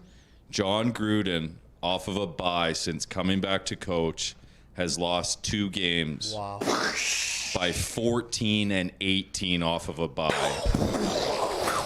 So we hammer Tampa Bay going to Las Vegas. Tom Brady and the Bucs are heating up. I like it. Okay, what's the spread on that game right now? Currently -3. Okay, Bucs are -3. So we hammer Bucs -3. Love it. Yeah, Love he's it. going to stink. Why does you don't know why? You're just telling us what it is. Yeah, those are just the stats, Pat. I can't argue with them. These are true. What's up, Diggs? And then currently teams that are 2.5 or less point favorites right now. What's the record? 3-12. You said 3-14. 3-14. The Washington football team against the Dallas Cowboys. Okay. The Atlanta Falcons, and they're playing the Detroit Lions. Wow, okay. The Tennessee Titans against the Pittsburgh Steelers. Oh, no. And the Patriots versus San Francisco 49ers. Oh, so this is why the Patriots come back, I assume. That's what everybody's thinking. A little nugget for that blockbuster tomorrow night, too, Pat. That Thursday nighter. Yeah. Carson Wentz on Thursday night. 4-0 straight up. Wow. 4-0 against the spread. Carson Wentz is an absolute savage coming on Thursday night, He huh? loves Thursdays. You know why? Thursday night, probably less in the playbook for that week, probably a lot more just reactions. And if you look at how he played last year, it was the end of the games where he was just felt like it was like a 2-minute operation. Maybe they need to add a little bit more tempo to Carson Wentz. Maybe they need to simplify this thing and speed it up for Carson Wentz. I'm no Doug Peterson. Doug Peterson said we're right where we're supposed to be, 1-4-1. Yeah. But maybe we add a little tempo because if Thursday night success rate, 4-0, both against the spread and straight up. You got it. And last year, it felt like at the end of games, he's putting teams on his back. What's normally happening there? 2-minute, like not a lot of thinking, but more so reacting. Maybe that offense just isn't proper for Carson Wentz. Maybe that offense changed for Nick Foles on that run. In their maybe that's the case. Maybe that's the problem. Doug. Did we just fix the Eagles? Maybe, but I'm hammering. If they get Carson Wentz. semi-healthy, I feel like they could win that East. Feels like they're the pick right now. I believe Lane Johnson and Deshaun Jackson are both supposed to be back on Thursday as well. Alshon, not enough time, though, so he's not back. He's still out, so they can continue to get better. Maybe the Eagles are the team in that dreaded 5-win total having NFC East. Maybe it is the Eagles. And you're saying, yes, starts tomorrow night. They go to Ponton on the New York Giants. Love it. Love it. Let's get some phone calls, shall we? Good nukes there. Hey, very good nukes. Thank you. Good news, Comp. When it's close line, you go with the underdog. Yep. And when it's a big line, you go with the favorite. Yeah. Boom. Not good for the Patriots. Pretty easy. Pretty easy gambling right there. Let's go to Hunter in Texas. What's going on, Hunter? Hey, what's going on, guys? How are you doing? Hey, not too shabby. How are you, pal? I'm doing all right. Zito's poll, the biggest poll on Twitter, actually had me thinking, how well does Derrick Henry have to perform? I'm a big Titans guy, so I'm obviously all in on Henry. But, the MVP race is it's an unspoken rule that it's QBs only. So how well does Henry have to perform to win the MVP this year? Great question, Henry. And fun little fact that got dropped into my ear. The last non-quarterback to win, 2012, Adrian Peterson. Mm-hmm. So it was a running back. But if you remember that year, he was at Clydesdale running through every human every single game. He was on track to rush for the most amount of yards in the history, coming off of an ACL, if I do. Yeah. He healed quicker than anybody in the history of ACLs. Then he played running back better than anybody in the history of running back, all in the same time period, if I got that year right. He rushed for 2,097 yards. Off an ACL, I think. In 2011, he played 12 games. So I don't know if it was off the ACL or not. I don't remember because he came back quicker than anybody ever expected or whatever. Then he lit the world on fire. He won it. And I wonder if because Adrian Peterson won it, a running back won it, if the NFL at that point decided no more of this. Like, we're not going to do anybody other than a damn quarterback. I wonder if that was made. But I remember that season for AP just being awesome. I mean, it was the year back, right? Yeah, okay, good. Hey. Look at you. Well done. That, well done. Well, there was a lot of conversation in the locker room about how this guy came back faster than any ACL in history and now is playing football better than any motherfucker in history. There's a lot of like, damn, that guy over there. What does that guy do that we don't do when it comes to work ethic-wise? Because it seems like and by the way, he's still playing. And that work ethic that was talked about in that particular time, still paying off for him. He is still playing right now. And I think he's the feature guy there for a little bit. I don't know if he still is. Yeah, he is. He is the feature guy. And I'm convinced, how the Lions have blown all those double-digit leads? I'm convinced when they had those leads, if they just handed the ball off every single play to Adrian Peterson, they would have won those games. And by the way, here we are 8 years after him winning an MVP at a position that people say you do not age well like fine wine. And he's still the guy that people are like, yeah, this dude is a dude. So that's the last time it happened. Derrick Henry would have to continue to do what Derrick Henry did last year at the end of the year and what he did this past game, 220 some yards rushing. I think he doesn't have to have over 200 yards, but I think he probably has to be near it. And I would assume that would generate a conversation. But there's no way in hell anybody other than a quarterback wins the MVP. The amount of money that the NFL dumps into that is just, it is so, the sponsorships, the everything. And it all goes into legacy stuff, like this guy won this many MVPs, this many. The NFL wants to build people to have MVPs. You want people to have numerous MVPs, especially at the position that is the sport at this moment. Quarterback is the guy. I mean, on every team they go as the team goes. It's just the way it is. And I feel bad for Derrick Henry because he's worthy of being in the conversation right now. And there's some defensive guys that have been worthy to be in the conversation on numerous occasions just for being game wreckers. But it's just not the way it works. It's just not the way it works, especially in 2020. There's no way, especially when they're potentially seeing a money drop next year. There's no way anybody other than a quarterback. I can't think of the correct verb, but him and Tannehill are basically going to eat MVP votes from each other too, which is not a good situation for him. What'd you just say? I missed it there. That him and Tannehill are just going to steal votes from each other. Yeah, that's kind of what happened with Dobbins. No, the running back and quarterback at Ohio State, Heisman. Dobbins, I think it was Fields. Dobbins and Fields. They were kind of just like, all right, you're either going to get it. Now you got teammates competing against each other in the same backfield every single game because whoever has a big game, like for instance, was there ever a time where Fields chose not to throw it to Dobbins? Ooh, maybe no, audible. No, he did not. He didn't do that. Yeah, because he could check down to him, right? Oh yeah, he could check down to him or give it to him at any time. Was there ever a moment? And could you blame Justin Fields for a Heisman chance? No, you would because he's a teammate and this is a team sport and whatever is good for the team. And don't even question the thought that he even thought about potentially throwing to somebody else whenever a check down was open or on a read option. Don't even question that because it's team sport. It's football. You don't fucking do that. Yeah, but QBs take the team to where they need to go. I mean, that Adrian Peterson team, they didn't go to the Super Bowl. I think the last running back to win MVP and take their team to the Super Bowl was like Sean Alexander for the Seahawks. Only 5 in the last 25 years running backs have won this thing. And the game has changed mightily. But, I mean, Lamar Jackson was mocking people for calling him a running back all last year. He won. Okay, true. So if we keep seeing Derrick Henry in the wildcat position. Yeah. He's also a quarterback. Yep. And if you're the Titans, you list him running back quarterback. So then the NFL can feel okay potentially giving it to him as a quarterback because he has taken snaps before and scored from that position. Maybe that's a conversation we should be having. Get him like 5 pass touchdowns. I mean, that's not going to hurt his case at all. Well, then that's him not scoring touchdowns then. Yeah. So it's... but, it expands the Rolodex of skill that he has. But if he doesn't have a bunch of rushing touchdowns, not going to be in the conversation of MVP to begin with, so we even get to that. And if he's going to throw a touchdown, unless he's got a hose where we can air it let out. him uncork it. I think Wildcat run that thing in every single time. Steal as many touchdowns as you can, like Jerome Bettis. He hummed that jump pass last year in New England in the playoffs. That was a seed. The old Tebow jump pass. Yeah. So they should be listing him as running back quarterback. Well, and Tannehill doesn't care about winning an MVP. No, he's got $100 million. Football games. Yeah, that's all Tannehill cares about. He's like, man, I don't have to play for Gase anymore. Got my MVP behind me. See this guy? I can hand it off to him anytime I need. If I'm off a little bit, I can hand it off to this guy. And Derrick Henry on the flip side, if I'm off or whatever, I got this quarterback in front of me. Play action, baby. That's football. Good symbiosis. That's football, baby. Yeah, that's football. That's what it is. You got to think there was a time Justin Fields looked at Dobbins and was like, I'm going to score here. We're on the 1 yard line. I'm pulling this son of a bitch. I'm getting a rushing touchdown. We're playing against Eastern Washington University. There isn't a single guy on their roster that can catch me to the edge here. Although it is open and I'm not supposed to do that. Do I steal this touchdown? I'm going to score 8 touchdowns today. And by the way, if he didn't, much better human than any of us. Yeah. Much better human than any of us. So you're saying audible on the line? No, just the read option. The quarterback literally decides if they want to keep it or not. It's like, yep. My Heisman. That could actually be a meme, is the Heisman getting ripped out.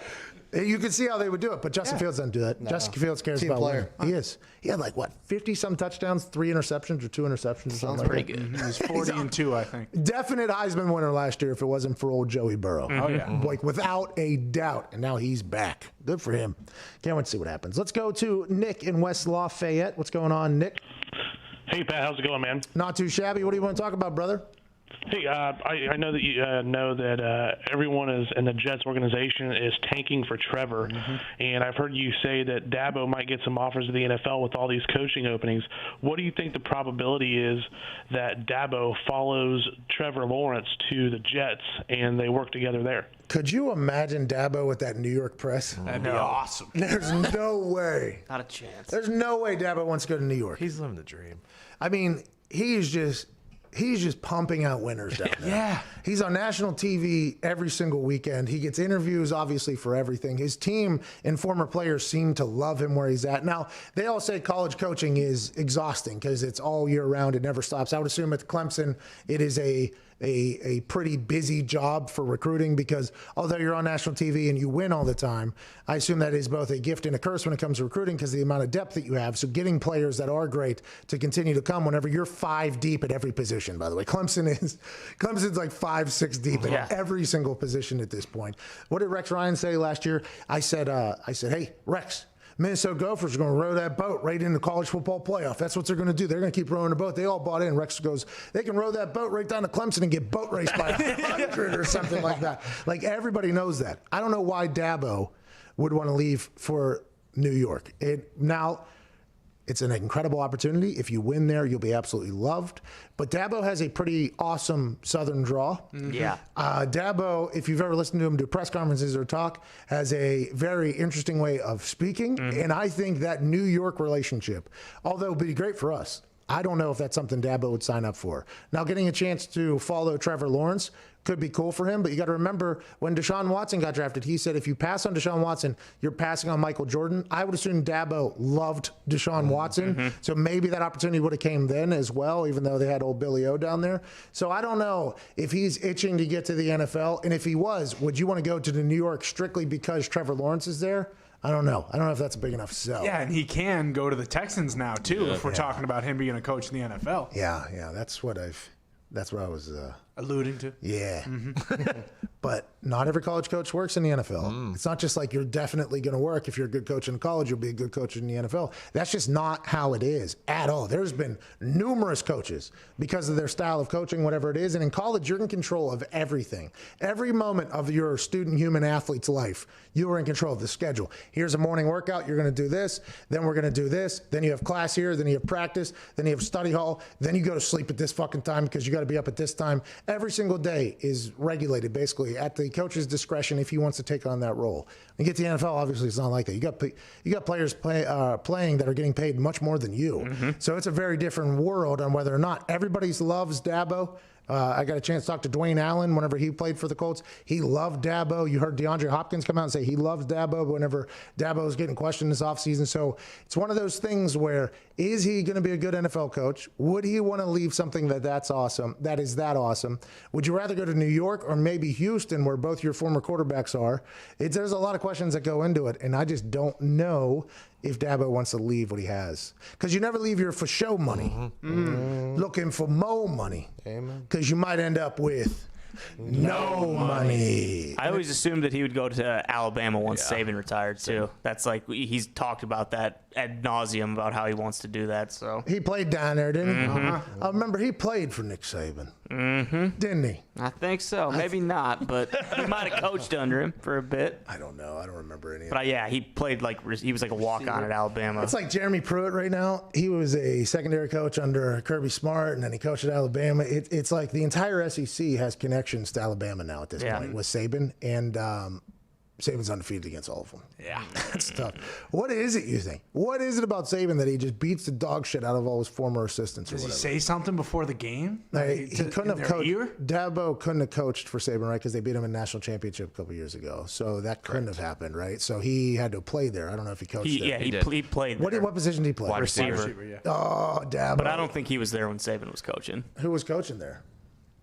It was 1992. Yeah, I don't think they were worth shit at the time. Was he at the Dolphins? Was he at the Dolphins then? Who's that? When was Saban at the Dolphins? With Ricky Williams. Ricky Williams loved him. So he was at the Browns, right, at some point? Yeah, with Belichick. He was at the Browns with Belichick. That picture always comes out, and they're still tight for whatever reason. Oh, yeah. Then he was LSU's head coach. Said he wasn't leaving, right? I'm not leaving. I'm not leaving. Goes to Miami, becomes the Dolphins head coach, right? He was at Michigan State at one point. So, when Browns... Head coach? Yeah. I did not know he was at Michigan State. Browns, Michigan State, LSU, Dolphins, Bama. Okay, so when he goes to the Dolphins, he quits, middle of the season?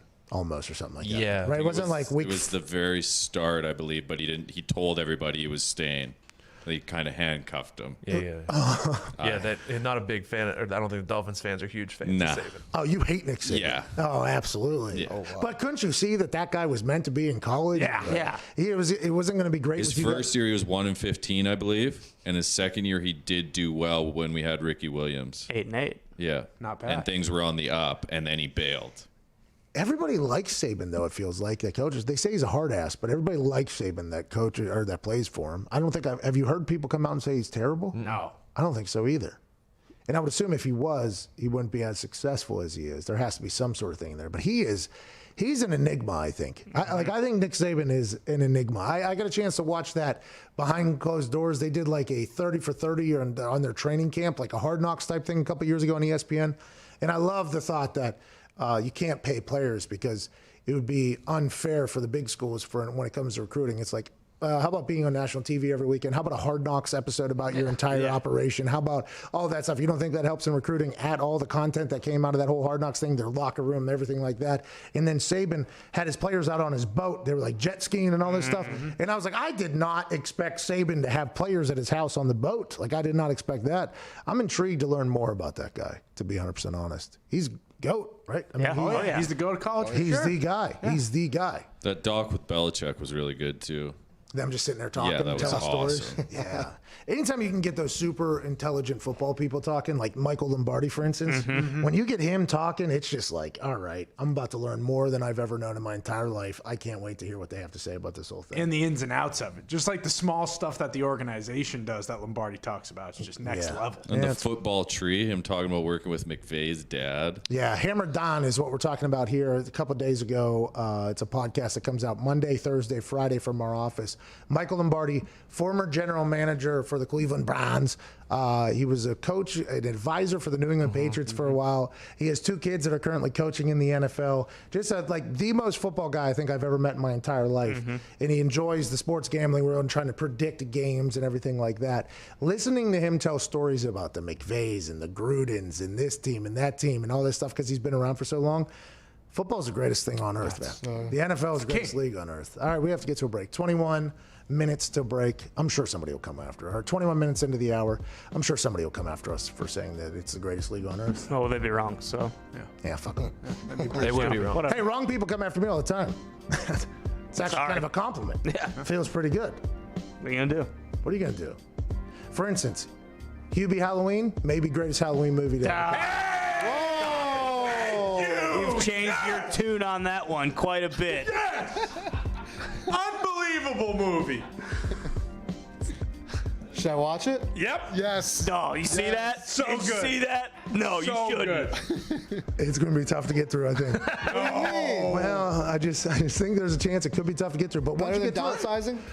No, oh, yeah, it's better than Downsizing. It's an unbelievable Yeah, it's a great movie. I just said it's a great movie. What are you talking about? Foxy said he was half an hour in. It felt like 3 hours. Because it's so good. Those are good, yeah. It did seem like it was, a much longer movie than it was. But whenever you kind of get captivated and mesmerized by the callbacks and the ingenuity and the brilliance of Adam Sandler, you kind of get lost in there, Yeah, the trailer was enough for me. I'm out. Well, you're lost, pal. I'm out. Does Sandy get a callback? I don't know. Actually, I think that might be the only movie that didn't get Probably for good reason. Whoa. You shut your mouth. Scumbag. We're talking about Netflix, obviously. Great. Hope you guys get a chance to watch it. It's really good. If Adam Sandler puts out a movie, you dive right into that. Yeah, he also said after Uncut Gems, like, okay, fine, you guys didn't like this, I'll make a different movie. People didn't like Uncut Gems. I thought that thing got more play in Adam Sandler's world than ever. Well, the Academy didn't like it. I think he was speaking I didn't either. I hated it. Yeah, it was what? Not as He had a bad showing. It wasn't Adam Sandler's movie, though. That was not a Happy Madison production. If something's a Happy Madison production, I'm watching. Yes. Uncut Gems was not a Happy Madison production, but they utilized Happy Madison, and Adam Sandler had him play a different role, which he was incredible in, by the way. The overall movie, though, I just thought stunk. There's no Hubie Halloween. Well, I didn't feel bad for him at all. I'm like, fucking stop doing it, If he bet the opening tip one more fucking time. Hey, he's got all these jewelers, too. Just sell the jewelry, and you can pay off. There you go. And the movie. There's a lot of part of that movie where I'm like, this doesn't... I guess I'm supposed to feel bad at this moment, but I'm just looking at all the shit around him. I'm like, just sell those things. Wild ended, too. Yeah. Wild. Hell of a bet. Yeah. All right, phone calls on the other side. This is a sports show on Sirius XM Mad Dog Sports Radio. It's the Matt Michaels Show. We'll see you in about 4 minutes. 4 minutes. He's saying don't go off the top, it's too shallow.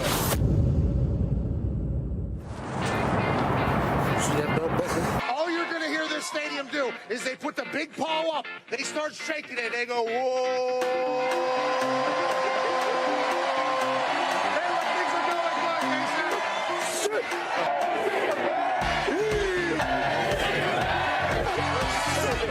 Yeah, he loves the defensive side of the ball. He said yesterday to me that this is a blue-collar team. They win it on special teams. They have 5 block kicks this season. The defensive side of the ball, Lynch leads the Big 12 in sacks. But also on the offensive side, Denzel Mims is an absolute animal. He's a weapon.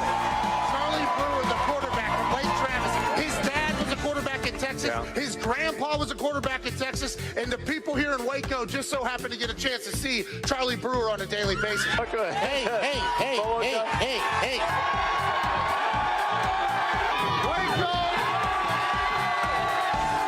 Yeah, Boomer here is going to mean a little bit different than what it means on the internet currently. And hopefully here in Baylor, they hope they're not hearing a lot of Boomer sooner.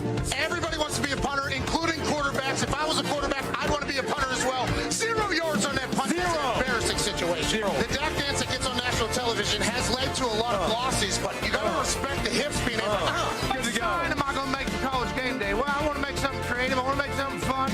No, to hell with it. I don't like OU.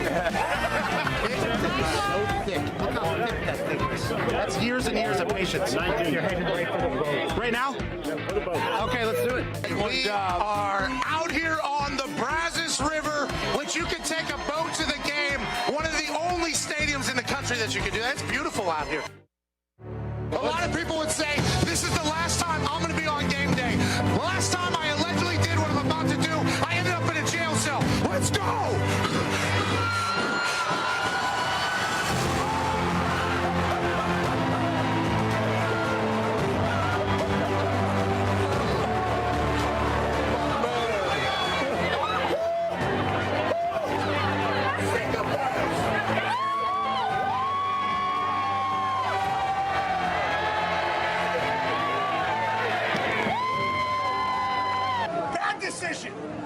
Bad decision.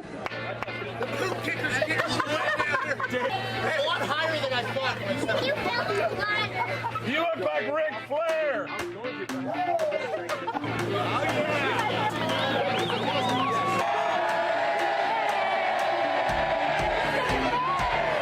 That was a sellout, by the way. That was beautiful. Maybe other shirts? Yeah, hold on. You go get changed before you get sick. Great work, That's it. I'm actually not that cold. Hey, I went for it. My chest hurts.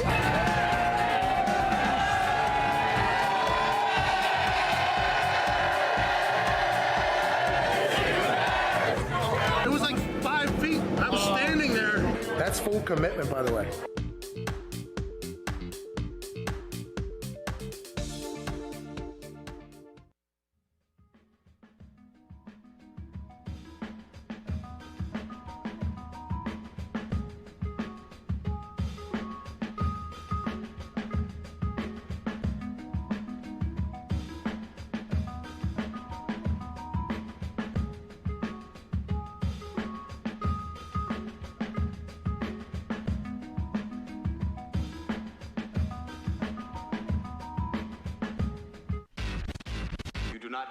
Pat McAfee. Do not talk about situation. Joe Shad, who I have heard of before, by the way. I have heard of Joe Shad, okay? Joe Shad, his job title currently is, under his Twitter account, Miami Dolphins journalist for Palm Beach Post, previously ESPN, which I think where we all have heard him from, Orlando Sentinel and Newsday. Tips or ideas, please email them here. He says he's in Parkland, Florida, which is down there but near Miami. Joe Shad says on his Twitter account that Ryan Fitzpatrick is not happy about finding out the way he got fired. Joe Shad could have got hacked. That's what it almost feels like at this point if you start reading through these tweets. Joe Shad, or maybe not, or maybe this actually is what Ryan Fitzpatrick is saying. Yeah. But this is wild coming from Ryan Fitzpatrick because none of us knew how this was going to go with the Tua becoming the starter of a team that's on a 2-game winning streak and feels like they're playing well after beating the New York Jets 24-0 or whatever, with Kyle Van Noy coming on this show and me asking him about Tua and him saying it's all about Fitzmagic. And then he said something about like Tua's good, he's all that and stuff down the road. But this is about Fitzmagic after the big Fitzpatrick W on Thursday Night Football against the Jacksonville Jaguars. And then obviously they keep it going. Now it is being reported by Joe Shad that Ryan Fitzpatrick says he was shocked. It caught him off guard. It was a hard thing for me to hear and digest. My heart hurt all day. Would Ryan Fitzpatrick say that? Would Ryan Fitzpatrick then say, Ryan Fitzpatrick found out when Brian Flores told him in the coaching office? Ryan Fitzpatrick, was this it? Was that my last game as an NFL starter? He's wondering to himself. Next tweet, Ryan Fitzpatrick says to Joe Shad, I was fully invested. Other than Buffalo, this was really the first time I felt this was my team. It keeps going. I got fired today. It was in Zoom with the guy that fired me and in a room with the guy that replaced me, Ryan Fitzpatrick. Then another tweet. Ryan Fitzpatrick's sons found out from a text message from their friend. Ryan Fitzpatrick then goes on to say, allegedly, this is a forever decision. This isn't like last year with Josh Rosen when he was sink or swim. Joe Shad has put out a lot of tweets here that have rattled this office, and I assume a lot of places, Because this isn't what we thought was going to happen with Ryan Fitzpatrick.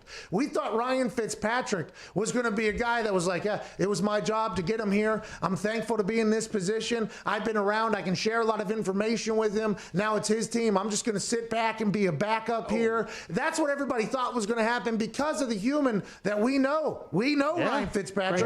Not as well as others, obviously, but we know Ryan Fitzpatrick. He stopped by our thing, was a great guy, incredibly nice to us, the things that have been said about him.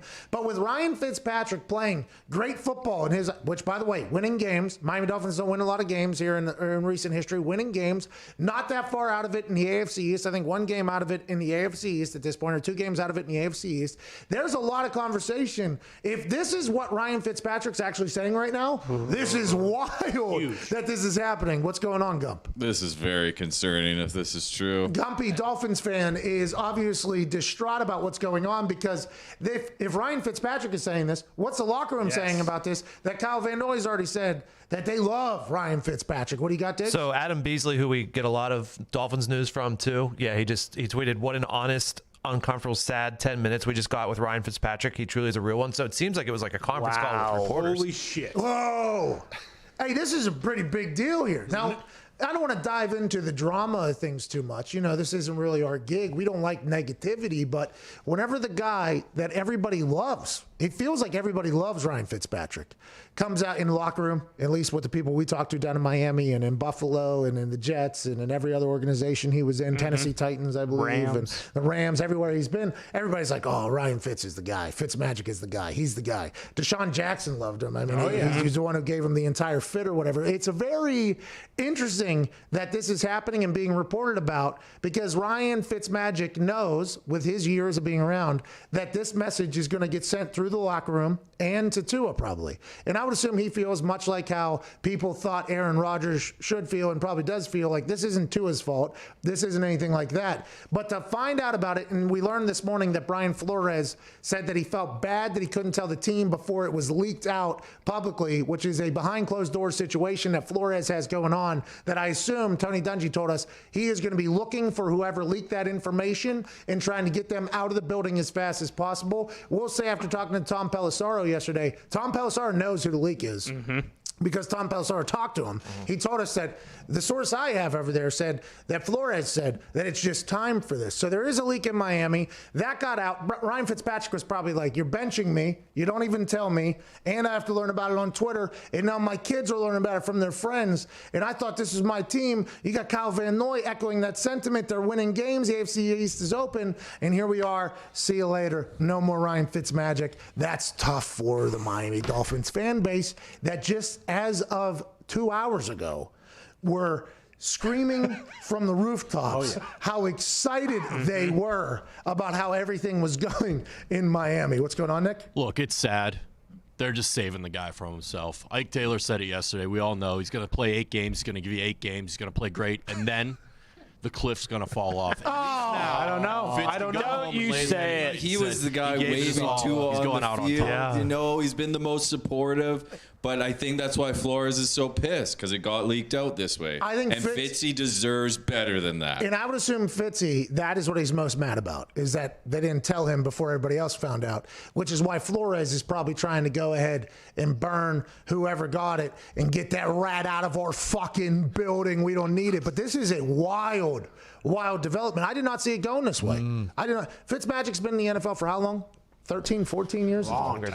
17. Yeah. He knows very, very much that what he just did with these messages, this is going to be a conversation piece now in the locker room with the coaches and everything like that. And maybe he does ask for a trade at this point. Yeah. Maybe Fitz says, get me the fuck out of here. I would like to go somewhere. If you guys are going to disrespect me like this, I'd like to be traded, which, by the way, would not be in the Fitzmagic brand that you would think about. He's a guy who's willing to take any job, right? He's been around. He's played for a lot of teams where he was just a stopgap guy between picks or whatever. We're not going to pay you as much as most quarterbacks get paid, obviously. We're not going to give you as many weapons as people would normally give their quarterback. You're kind of here. This is he said it. He's been on like 8 teams at this point. Only other team that he felt like it was his team was Buffalo. He said, this is a wild development. This is awesome for us, terrible for Fitz, but this is going to be fun to watch how this unfolds down in Miami because it looked like they were potentially on the right path for the first time in a rather long time. Just when you think we've turned the corner. Oh,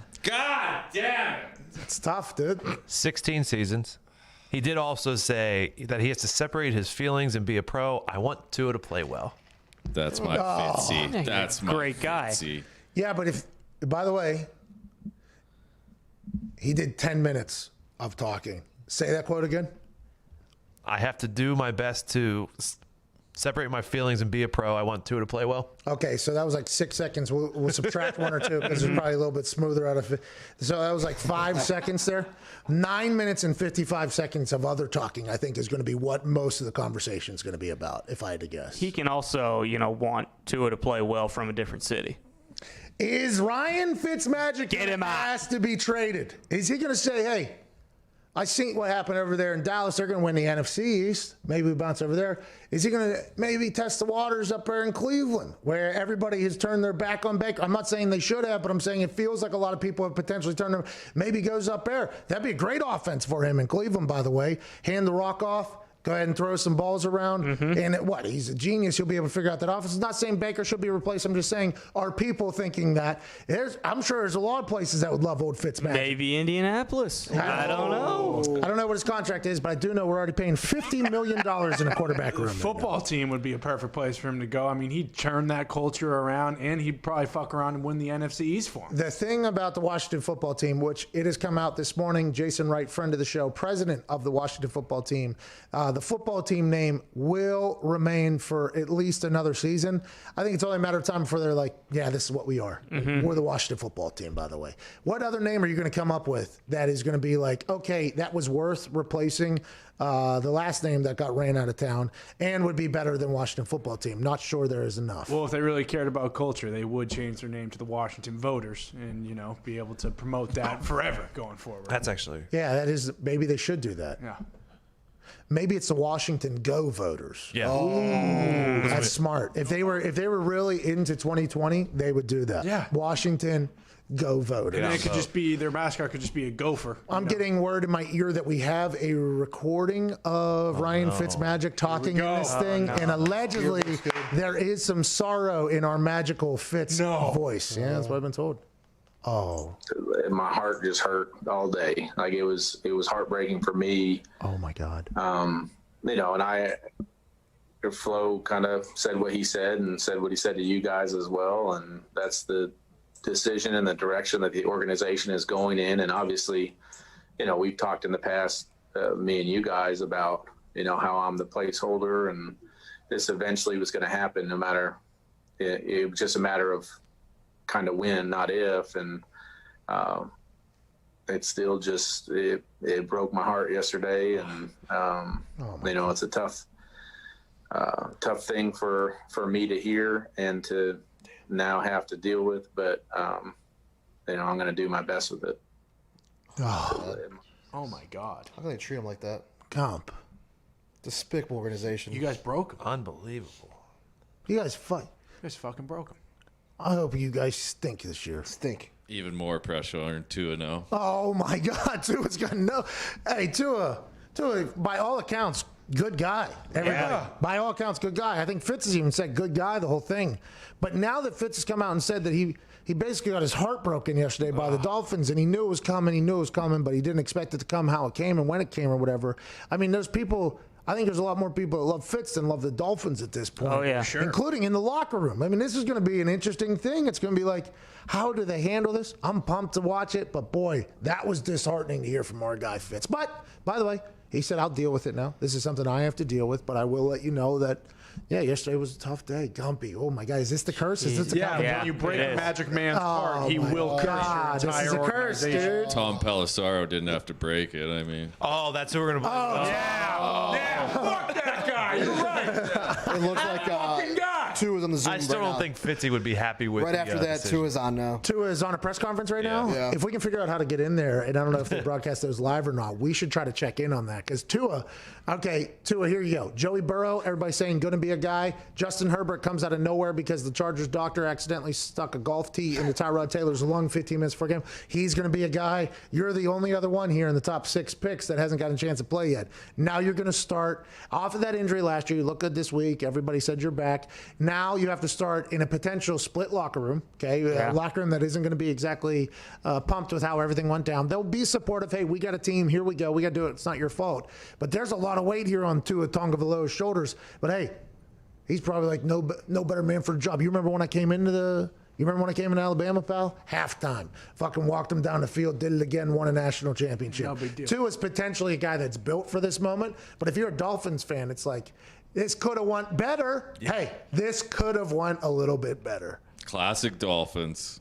That stinks. Classic Dolphins. And if you're, that's wild. If you're Gesicki or Preston Williams or Devontae Parker and he throws a bad ball once, you go back to the sideline what the fuck are we doing? We got a magic man on the bench. Put him in. And you got Van Noy, Xavier Howard. Like, there's a lot of veterans in that locker room. And I think a lot of vets said they were surprised by the move as well. Oh, yeah. I think a lot of vets have come out and said that they were very surprised by it. And then that's why Brian Flores had to come out and say that he's not happy that the information was leaked before he got to tell the team, because that is a big deal, by the way. And both. The fact that you have somebody that leaked that information to Tom Pelissero, that's a big deal. And the fact that you weren't able to tell your team before everybody else knew about it, which is a rather big deal, by the way, that you're benching a quarterback and starting a different quarterback. That is a rather big deal whenever it comes to, chemistry, morale, everything like that. Because this isn't like a Mitchell Trubisky benching. This is much different. This is Stone Cold. This is this is benching Stone Cold Steve Austin. Basically. That's what this is. That's exactly what is that what you meant by that? Not what I meant, but I like what you did with that. This would be that's what Fitzmagic is, though. Yeah. Brian Flores just benched Stone Cold Steve Austin. Yeah, and if Tua goes down, Magic would never do this because he's the ultimate football guy. But if they're looking for the next guy to step up, does Magic say, you know what, fuck you guys? No, he can't. And I would assume that Brian Flores has to have his Zoom call at some point here soon, right? Oh, yeah. You're gonna. Thank God it's a bye week. He spoke a couple hours ago. He's gonna have to talk to him again. I think Brian Flores is gonna have to address somebody at some point. Maybe it's just his Twitter app on his phone, and have to do something after the Ryan Fitzmagic news has come out, because that is. Oh, no. You got the Dallas Cowboys locker room leaking information about the coaches thinking. Now you got the Miami Dolphins organization leaking information before the players can find out. This is 2020 football, baby. Drama, reality TV. Shout out to the Dolphins. Shout out to the Cowboys for keeping it alive for us. Michael Lombardi would have done it if he wasn't suspended. All right, what did you say? I was going to say Michael Lombardi did say on Hammer Down earlier this week, Brian Flores likes to zig when everyone else thinks he's going to zag, so maybe he's just keeping in line with that. Why has everybody said that? Like, numerous people have said the thing about Brian Flores is he's going to be, sporadic and some surprises. I'm like, well, that sounds inconsistent, which is not what you want to do. But I like Brian Flores. All the way up until this point, I think I had nothing but a super positive image of Brian Flores. Yeah. He was chewing out refs last year. That team was not supposed to win any games. They were in games mostly because of Fitzmagic. Oh, but I loved Brian Flores, everything about him. Guy had great swagger. He seemed to have great energy, a little bit of spark. He'd go fight a guy if he had to. I like that. And then now it's like he broke Stone Cold Steve Austin, the NFL, Ryan Fitzmagic's heart here. And Ryan Fitzmagic had to come out and talk about it. I mean, that is and how about the Zoom call that Ryan Fitzpatrick had to allude to? I was just on a Zoom call with the guy who fired me and the guy who replaced me. Mm-hmm. That's heartbreaker. That's a heartbreaker. That's like writing a movie, like a storyline. Yeah. How do you want to tug at the heartstrings? Here's how you do it. I mean, that's not good news for the Dolphins. AFC East looks wide open again. I'm a big how do the humans feel on the team guy. That's how I pick my picks, and that's how I bet on people. That's how I think who's going to be good, because I think happy humans are just much better at what they do. If there's a little bit of drama, like there is allegedly in Dallas already happening, now there's definitely going to be drama with this whole thing. There's going to be an entire meeting that's going to have to happen about how, boys, sorry about the way this all came out, blah, blah, blah. Fitz, get the fuck out. Wait, me? Pastor, Fitz, we'll see you later. Yeah, Fitz, you're not playing, you saw it on Twitter already. Don't act like you didn't. You're fired. Oh, shit. That whole meeting is going to happen. What's going on, Nick? Oh, Nick just texted something. He said there is an update here. What do we have? Oh, jeez. No, it's music. No. LSU. NFL update on Twitter. LSU is banning Odell Beckham Jr. from its facilities for 2 years. Holy hell. That came out of nowhere. All right. New news. No more spaghetti. Everyone's getting it today. It is Wednesday, October 21st. LSU is banning Odell Beckham Jr. from its facilities for 2 years after he gave out $2,000 worth of $100 bills at last year's national championship versus Clemson, per Ross Dellinger, who writes at Sports Illustrated. So, which one's worse? That LSU team is going to need Odell around for recruiting purposes. I don't know if they're going to get back to where they were there with Joey Burrow. That team has lost an image. Or lost their identity. I actually picked them to lose to Missouri the week they lost to Missouri, and everybody was confused. And that was because I watched one half of their football, and I was like, this team has no idea what they're doing. They lost everyone. They lost everybody. So it's going to take them a couple years to build back, but it's also going to take some recruiting. Without Odell Beckham Jr. there, will they be able to recruit the way that they have in the past? Because I think he was pretty hands-on with the operation. If you listen to like Justin Jefferson talk about Jarvis and Odell and helping out the wide receiver room down there, is that a big deal or not? And now it is factual that was not fake hundreds that were getting hit, which was the original story coming out, that it was fake money. $2,000. I would assume that it was probably more, but I like the fact that we settled on $2,000. This is like when police fined $54,000 in cash. It's like $54,000. Oh, really? Is that what it was? What happened to the other 46? Yeah, well, it's like whenever I went into jail 10 years one day ago for an alleged incident. I mean, they have their story. I have mine, obviously. I went into jail with a certain amount of money in my pocket, and I actually know that because I counted it to see if I could afford a cab, and I didn't know why there was so much money in my pocket at the time. I was very intrigued by that. And then when I got out of jail the next day, I don't know, there was a couple $100 missing. I was like, interesting. Isn't that interesting? Did I lose it potentially in my walk? Maybe I lost it. That is true. Or maybe somebody was like, $200, nobody will notice. You won't remember. And by the way, go ahead. I probably don't get paid enough to do what they were dealing with there. Just go ahead and take a couple $100. Usually hundos don't just hop out of your wallet and run away. Well, hundos were hopping out of Odell Beckham Jr.'s fanny pack at the national championship. He was dabbing him up, and he is now suspended from LSU for 2 years. What's up, Dick? You were talking about how Ty brought up how Lombardi was talking about how Flores, when he zigs and zags. I knew I saw a tweet about it 1 day ago from Tom Pelissaro. Brian Flores is known for surprises. Here's another one, too. Gets his first start after the bye. Apparently, this guy's known for a couple surprises here and there. Everybody said that. That's an inconsistency thing that I think every team doesn't know for. But, hey, like I said, before this incident, I was all in on the B-Flow train. Yeah. I was all in. I'm like, yeah, this is the guy. And I think yesterday, whenever we talked about surprises, I was like, oh, interesting. Because the way it was being painted, it was like, hey, this is what he does, like keep things fresh and do all that. Even if it's benching a quarterback on a 2-game win streak, playing pretty good, who has the locker room love him. It's like, all right, B-Flow knows what he's doing. Now it comes out like, does he? Are we giving B-Flow too much credit?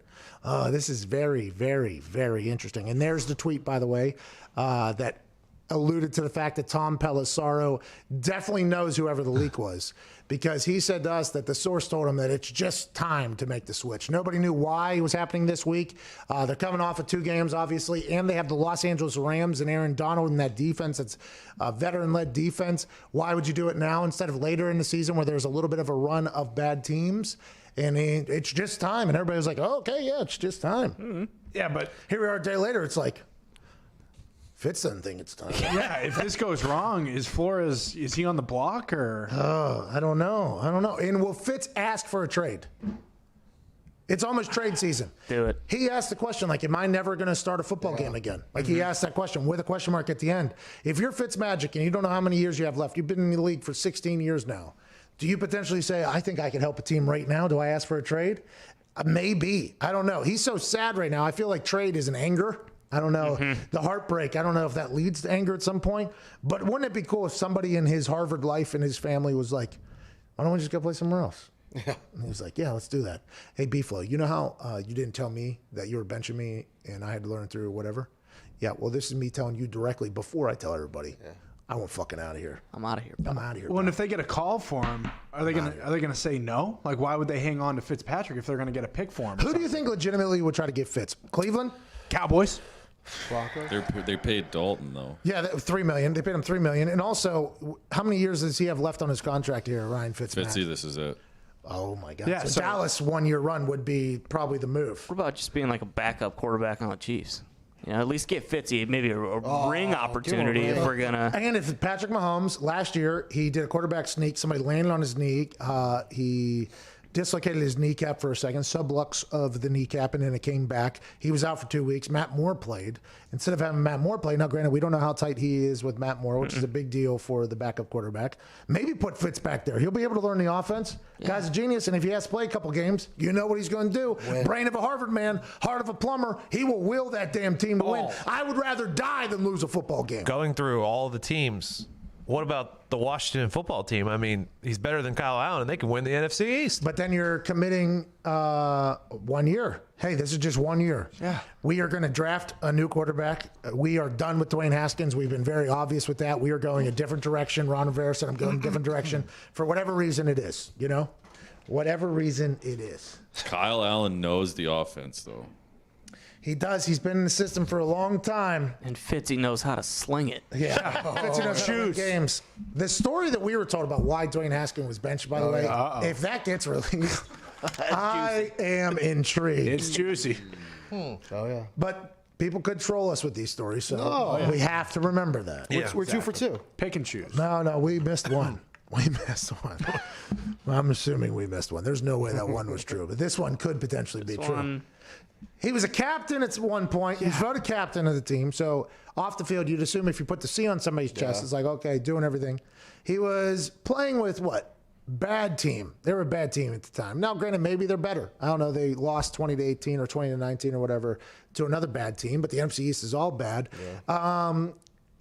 He was just drafted a year ago. Last year, the entire building was burning. We've learned about it. It wasn't just burning like on the field and in the coaching office. It was burning, and the entire building was burning. They have a new name now at this point. Did Dwayne Haskins ever get an opportunity to be like, you know, a guy or the guy there? Many would say no, but you just bench him immediately and then don't even dress him. It's like, no, we'll take Alex Smith, who has a hamstring for a shin in there instead of you. It's very interesting. Something had to happen. That's all we're saying. Right? Oh yeah. Dewey did something. Dewey did do something. Or, you know, it had to be something pretty heinous if he's I don't know if heinous starting or personal. Yeah, would it be personal? Something had to happen. And that because you know, they say, well, he's showing up late to meetings. He was doing this. Well, then why'd you put the C on his chest? Yeah.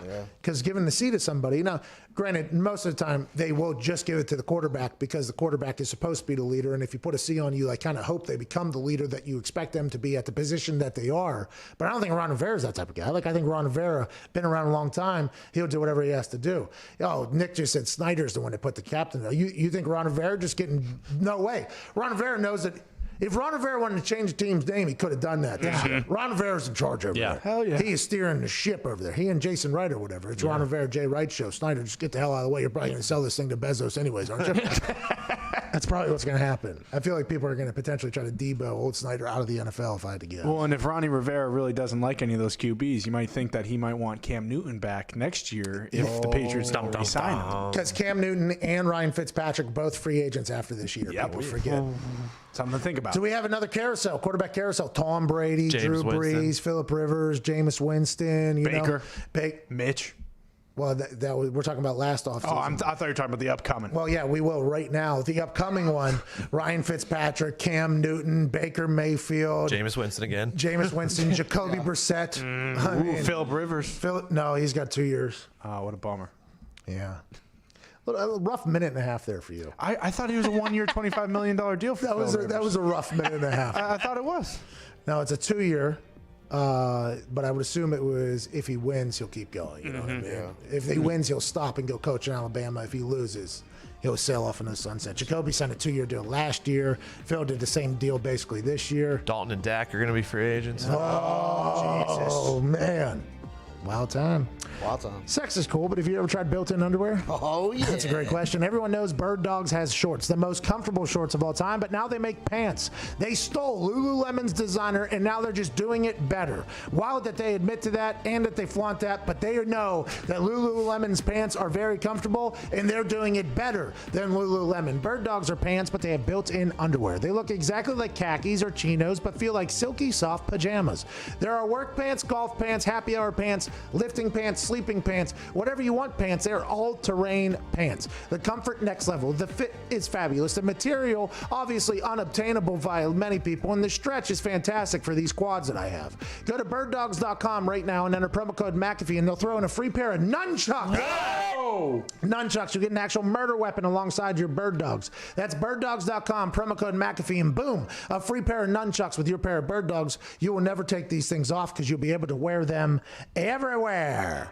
Hour 2 wrapping up here on this Wednesday, October 21st. AJ Hawk is on the other side alongside Ronald Jones, right back of the Buccaneers. This is the Pat McAfee Show. Go take a shit.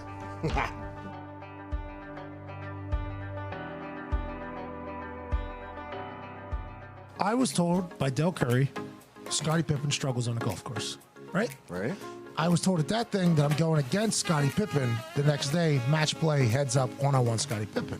So we decide, like, okay, we probably have a couple drinks, stay at the casino a little bit longer than we should. Representing the NFL out of the Shoeless Golf Club of America, Pat McAfee. His opponent, representing the NBA, Scottie Pippen. You know what I mean? This guy's got 6 rings. Yeah. He's a fucking Hall of Famer. But today he's going to play against me. And then I start seeing Scottie hit some shots that are just like starting to come together. And I'm like, wait a fucking minute. I think I was lied to. We were lied to yesterday. We were told Scottie Pippen was a terrible golfer. Bro, he's Scottie fucking Pippen. Going in the back 9, I think I was down 1. Like we were battling. But I started making putts. And Scottie Pippen went ahead and got real hot. I mean, real fucking hot. I was down 3 with 7 left. And I looked right in the camera, and I go, "So we're down 3 with like 7 holes left.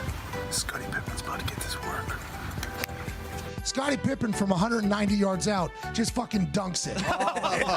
Fucking boom, bang, and then walks up to the green, gets the ball, cameras on him, and he goes, "Pippen ain't easy." Kidding me? All right, down 4 with 6 left after Scottie Pippen just chips in from fucking 400 yards out. I was fucking demoralized. Pippen ain't easy. By the way, best he's ever performed at golf, because I'm around, better teammate than Jordan. Yep. People forget. Oh, yeah, I told Del, I was like, Del, what the fuck you lying to me? He was like, well, I saw it yesterday. He was not great. And Greg Anthony told me, and I was like, Del, he buried me, Del Curry. He buried me. He was like, hey, Pippen ain't easy. Yes, baby, it's time to celebrate. Talking about a shotgun of beer after he had beat me, obviously. I like teach him how to do it. Yeah, put a hole in there. It might spread a little bit, so. Yeah, so you're going to go here, and then you're going to open and flip up. Does that make sense? Congrats on winning the NBA a couple of times, blah, blah, blah, blah, blah. And being an incredible golfer. Thanks, Paul. Cheers. Appreciate it.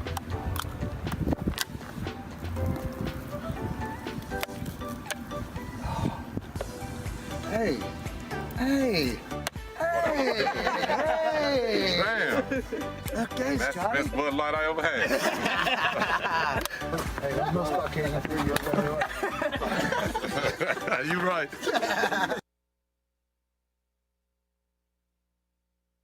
We have no idea how to do the subway system.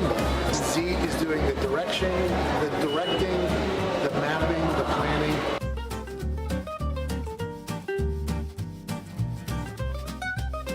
Well, my tower is in 10 minutes. That train should be ready.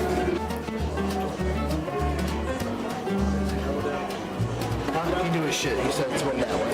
This is Zito guided tour. We're not going to get spot on the train.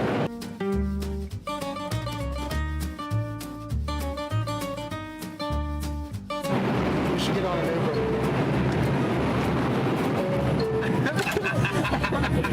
This was a bad idea. This was a bad decision.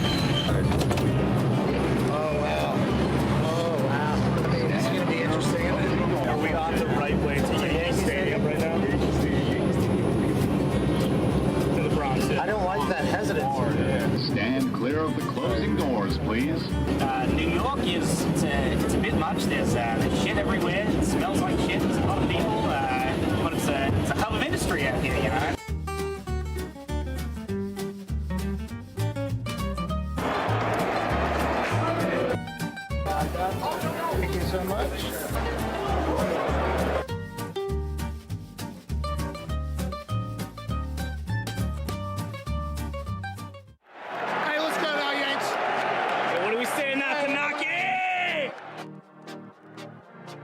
yeah. Underrated, we the underdogs, underestimated. Underrated, we the underdogs, underestimated. We the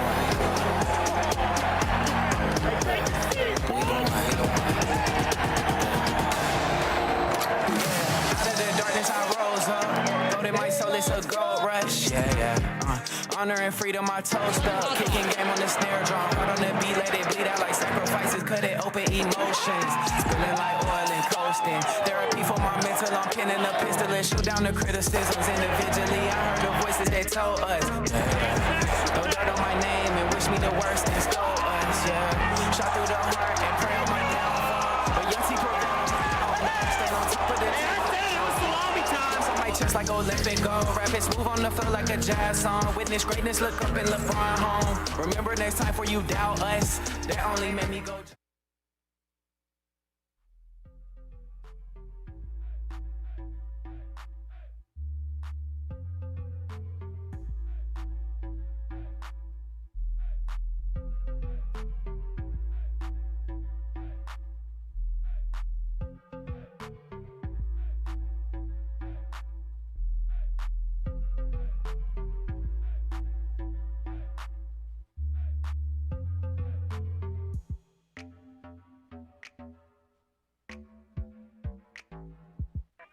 The Pat McAfee Show. There'll be no rules for our guests, for us, for the things we can talk about. Speaking his mind. I've never had a problem expressing my opinions or my thoughts or anything like that. While being relatable. I haven't had that manufactured fake-ass celebrity that a lot of people have whenever they go on those big networks. I've had a chance to really build my crew, build my following, build my audience. And ridiculous. What am I supposed to do? So I'm supposed to look at something that I can definitely afford and say, nah. Is that what I'm supposed to do? The Pat McAfee Show starts in 3, 2, 1. Hello. Hour 3 of the Pat McAfee Show here on this Wednesday, October 21st, 2020 begins right now. Shout out for that beat drop, Twine. AJ Hawk, former Super Bowl champ and national champion, joins us for this third hour as he does every single day. And also joining us right now is a man who is currently in the middle of a 3-game, 100-yard rushing streak, the only running back in the NFL that can say that. A man who was listed at 5'11", 208 at the Combine, but plays much bigger than that. I was alarmed and surprised that whenever I saw that. No, that's not small, but I thought you were like 6'5", 290, running back out of USC. Now for the Tampa Bay Buccaneers, ladies and gentlemen, Ronald Jones. Big Ron. What's going on, man? How y'all doing? I'm doing good. Hey, I did not know that you were listed at 5'11", 208. You play? Do you wear like AJ Hawk size high school pants? Like you look much. Have you gotten bigger since coming in the NFL now in your third season, or is that what you're playing weight? Yeah, I definitely got. I'm about 220 now, so put on 10 pounds each off season, things like that. Hey, no big deal, no big deal. What was the first 2 years like at the Tampa Bay Buccaneers as opposed to this third year now with Tom Brady coming in the building? Was there anything noticeable that changed other than the COVID year, obviously, with everything you guys are going through there? But is there any noticeable change with maybe the expectation or the environment or the attitude of the building now that Tom's there? Or is it the same as it was? It's just with a different piece at quarterback? I say the mentality changed, a lot. We got a championship mindset. We know what we're getting, and things like that. So, a lot of guys just, stepped up, even more than they have been in the past, I say. Hey, what's it like as a running back learning this Bruce Arians, the whole playbook? We know they talk about how tough it is for quarterbacks at times and all that's going on. Like, what's it like for you? Yeah, at first, it was kind of tricky. You got to know all the hots and sites, things like that. So just got to be on your P's and Q's. And, I think they do a good job of breaking it down and simplifying it for us. So it's been, this year 2 has been a blast. So I would assume, like the rest of the world, you were a fan of Tom Brady as a quarterback growing up. We've always seen incredible videos of him yelling or chewing people out or like this uber competitive yell at maybe a defensive player in the backfield with him, in your conversations with him throughout the day. What have you learned about him as the football player as opposed to the robot that we all saw from afar whenever he was up there in New England? I say, yeah, he's definitely just one of the guys, gives you pointers and things like that. But, when it's in the moment, when it's time, it's definitely, he's going to flip that switch and hit that robot mode, as you call it. So, yeah, and you definitely got to stay on point. So, nice. Yeah, how big is that, I guess, coming from okay, so thinking of the offseason, COVID just, it freaks me out thinking that you guys haven't even been together that long, especially when Tom Brady becomes your next quarterback. I guess, what's it like? He just died. Rojo, his internet just died right there mid-question. That was going to be such a good question. I think what he was going to say is, what has it been like watching your team come together, right? Because although it's the same Bruce Arians offense you had last year, and it's a lot of the same parts with Mike Evans, Chris Godwin, yourself, and everything like that, but what has it been like getting Gronk involved in it, and Tom, and kind of watching the team of 2020 come together over that extended training camp now into the season? Yeah, it's been great. You know, like you said, there's been a lot of nuances and things that they brought to the table. And, you know, just when you're playing with guys like that, you know that you have a chance to win every game. And furthermore, so just looking forward to it, you know, see what we can accomplish this season because, you know, we already know what they've accomplished. So to bring it to Tampa and to do that, you know, that'd be something special. Did you go to any of those workouts that Tom put together? You got kicked out of a park, and then we saw like drones and helicopters flying over top. What were those like, and how much was it teaching Tom the offense as opposed to Tom potentially teaching everybody else? Yeah, it was a little bit of both. So, yeah, they had those the helicopters and the choppers following us. So that was a little weird. But, yeah, we had to break it down, you know. So he called it, you know, something like that, and then we'll put the add-ons, but yeah, it was pretty smooth actually. USC in college, back in the day, whenever I was playing, USC was like the dream. You go to Hollywood, okay, you got all these people around. You're the team of Los Angeles. Now, obviously, the Rams are there, the Chargers are there. But what was your time like at USC, and are you pumped for the Pac-12 to get back playing football? Yeah, man, you know, them boys deserve it, and yeah, LA was good to me. You know, I had a great time out there coming from Texas, so long way from home. You know, I was missing Whataburger and things like that. But, overall, the experience was great. You know, I wouldn't trade it for anything. You know, got the Rose Bowl, so and it felt good to put the school back on the map. So it was good. What part of Texas you from? McKinney. Where's that? Outside of Dallas. Oh, nice. Was there ever thought to? Was the Cowboys your team growing up? Yeah, I was a fan of them. You know, growing up. You know, I like Emmett. You know.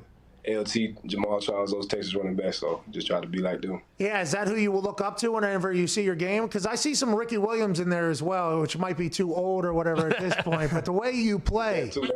What's that? Yeah, I'll take that one too. That's a compliment. It is, absolutely. Now you're in your third year and you're doing very well. Has there been, like, what have you had to change about your game, or has your game transitioned perfectly since college? I think more so my preparation. You know, as a rookie, you know, I just wasn't, you know, studying. You know, I didn't know the integrity of plays and things like that. But now I just, you know, I got a better sense and feel for the defenses and what they're trying to do, and, you know, just gap control and all that. And too, and my O-line, you know, has done a great job in helping me, you know, make my job look easy. So How hard is it for blocking? They say that's the biggest difference between college and the NFL is that the running backs are expected to block in the NFL a lot more than they are in college. Was that something that was very difficult to figure out who the fuck you're supposed to block and then how you're supposed to block them as well? Yeah, definitely. Yeah, like you said, who to block is the biggest thing.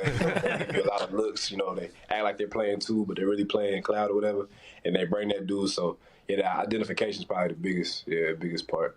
Yeah, has there ever been a time where either Jameis or Tom got maybe smeared because of a mistake you made, and are you the first person to help them up and just yeah, that's on me, bud. Sorry, I apologize. Nah, not yet. Yeah, it's gonna stay that way. Yeah, I won't be that guy. So yeah, I'm gonna do my part. I saw you retweeted a post about LeBron James' greatness, and they said basically the tweet said, like, let's respect this dude's greatness while he is here, because every conversation revolves around LeBron James or Michael Jordan, LeBron James or Michael Jordan. But I think with this new generation of athletes, younger generation of athletes, there's a lot of respect crossover amongst other athletes from other sports. I think that more so now maybe than ever before. LeBron's GOAT athlete in your eyes whenever you think about a guy that you strive to be, or is there other people potentially in that position? Yeah, I'd say he's right there at the top. Yeah, definitely. Yeah, that's a tough conversation because I didn't get to really see Jordan and all that, but I know, you know, the records and everything. But yeah, LeBron's definitely, you know, the top.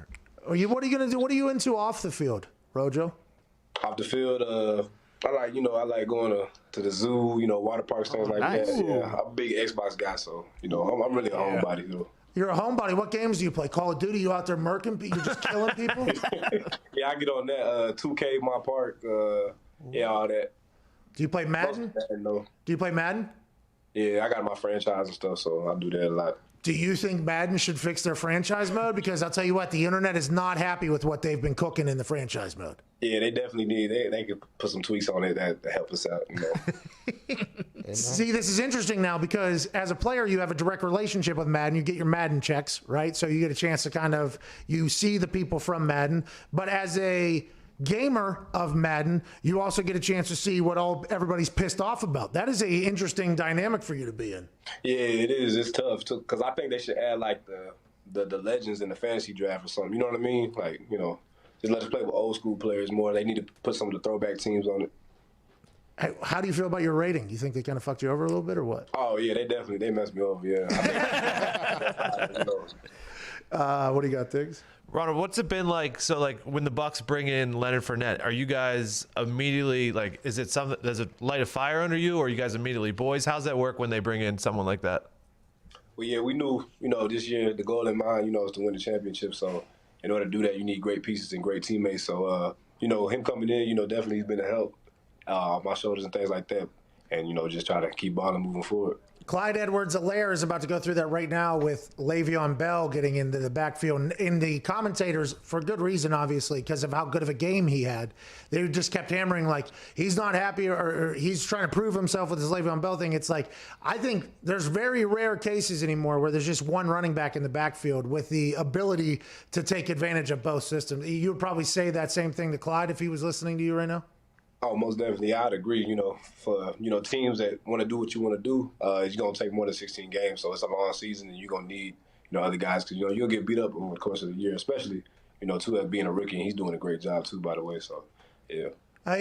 You played with Sam Darnold in college. He is in it's not hilarious, obviously, if you're friends with him or him, but if you're outside looking in, it's like this guy is in a fire right now. Just an entire fire is happening over there. What can you say about Sam Darnold? Because he's potentially going to be moving after this year. They're potentially going to move on. So he's potentially going to have a new home. What can you say about Sam Darnold, the player, maybe for people that haven't got to see him at his absolute best and haven't been given a chance to really play his best with the New York Jets organization? Yeah, I say, letting go, a guy like that, definitely puts a lot more pressure, on a quarterback. And, the pieces around him, if he was somewhere else, I know the things he's capable of. So, I just see where he goes and if he stays. But I know he's a real deal and he's going to put all the work in just like he did back in the day. So, that's my boy. What's he at? He's a good dude, huh? Yeah, he's like a... Yeah, he's a surfer. Yeah. Okay, I'm a big fan of that. Go ahead, Ty. Ronald, obviously you guys have played some games on the road where there haven't been any fans, and you get back to Tampa, and I think they're letting up to like 9,000 people. Do you even notice that in terms of like making a difference, or is it still pretty weird not having a full stadium there? Oh, yeah, it definitely made a difference. It's definitely better. They give us the adrenaline and stuff like that, and I think we needed that too, last weekend against the Packers. So, I don't like not having fans, obviously. It's very awkward. I need that adrenaline, that rush, so it's good to have them there, especially when you're back home. Yeah, you play a position where you have to run your brain into somebody else's, so it feels like there should be a little adrenaline. Probably. You need the blood pumping, something like, It's too awkward without them. What do you do training-wise? What type of training do you do? I do some crazy stuff. So I spent my off seasons in Scottsdale, Arizona, and I was, running hills, mountain climbing, racing cougars and all that, so... Can't do that. No. We just learned about these. We have American lions, these cougars, which we did not know about. I grew up in Pittsburgh where they don't exist, and I'm out here in Indianapolis where they don't exist. I saw that video. There was a 6-minute video on the internet. I'm not sure if you saw it. This dude went hiking, and he accidentally hiked past one of these American lions, one of these cougars' baby dens or whatever. This lion tracked him for 6 minutes, and it was the biggest, most athletic fucking cat I've ever seen in my life. I had no idea we had those in America. You should not be doing that, Ronald. Yeah, no, I think it was more like groundhogs and stuff. But I was out there though in the heat, 110-degree weather, and then you get to the top and you can't breathe. So I think it definitely built my legs up and got me ready for the season because. We're watching a video right now of you sprinting up a mountain in the middle of the desert. Good for you, dude. Wow. Rattlesnakes and all, so See, you got to stop. The American lion, the rattlesnake, you need to stay away from those things, Rojo. You're just getting hot. You're just starting to go. You need to go ahead. Go. Yeah, Ronald, obviously the Bucs have added a lot of pieces, but none for us, more importantly, than A.Q. Shipley. What has he been like in the locker room? Yeah. And also, do you know who he is? Do you even know who this guy is? Yeah, AQ, that's my boy. He right next to me in the locker room. So. Hey, one of the most interesting humans of all time, Rojo. If you want to dive into a conversation with somebody, I'm not sure if you're allowed with COVID, but you should dive into a conversation with them. Oh, yeah, I got my mask right here. What should I ask him? Anything. Just ask him about some plane trips, Ask him about some plane trips, the people that are on the planes. Ask him about that particular situation a couple times. He's been cut or traded, I think, like 15 times at this point, like 15 transactions. Yeah, he's been around, man. He's a round mound of man who's been around the league. He was in my wedding a couple months ago. Okay, yeah, for sure. I'll tell him. Yeah, he's an idiot. Rojo, we appreciate you joining us. How have the mask force in the building been? Have you gotten caught by the people that are walking around writing down people that don't have the mask or space around? Nah, they haven't caught me yet, but they're definitely out there, and they pretty annoying too. I'm not gonna lie. You can't even take a sip of water in the hallway, things like that. So they definitely got it on lockdown. But yeah, AQ, he told me to put some money in my investment, so I'm gonna get to that. There you go. He's Mr. Stock Market. I completely forgot about that. Keep the mask on. It's going to take all of us. Takes all of us. It's going to take all of us, Rojo. Season done with, so then the Super Bowl down in Tampa can maybe be one that you are in. Running for Tutters, ladies and gentlemen, Tampa Bay Buccaneer running back Ronald Jones. Rojo. Thank you, man. Appreciate you. All right, man. See ya. Deuces. The running back position is one where you just get your ass kicked. Yeah, that's just how it goes. Doesn't matter what style of football you're in. Doesn't matter if it's the 50s.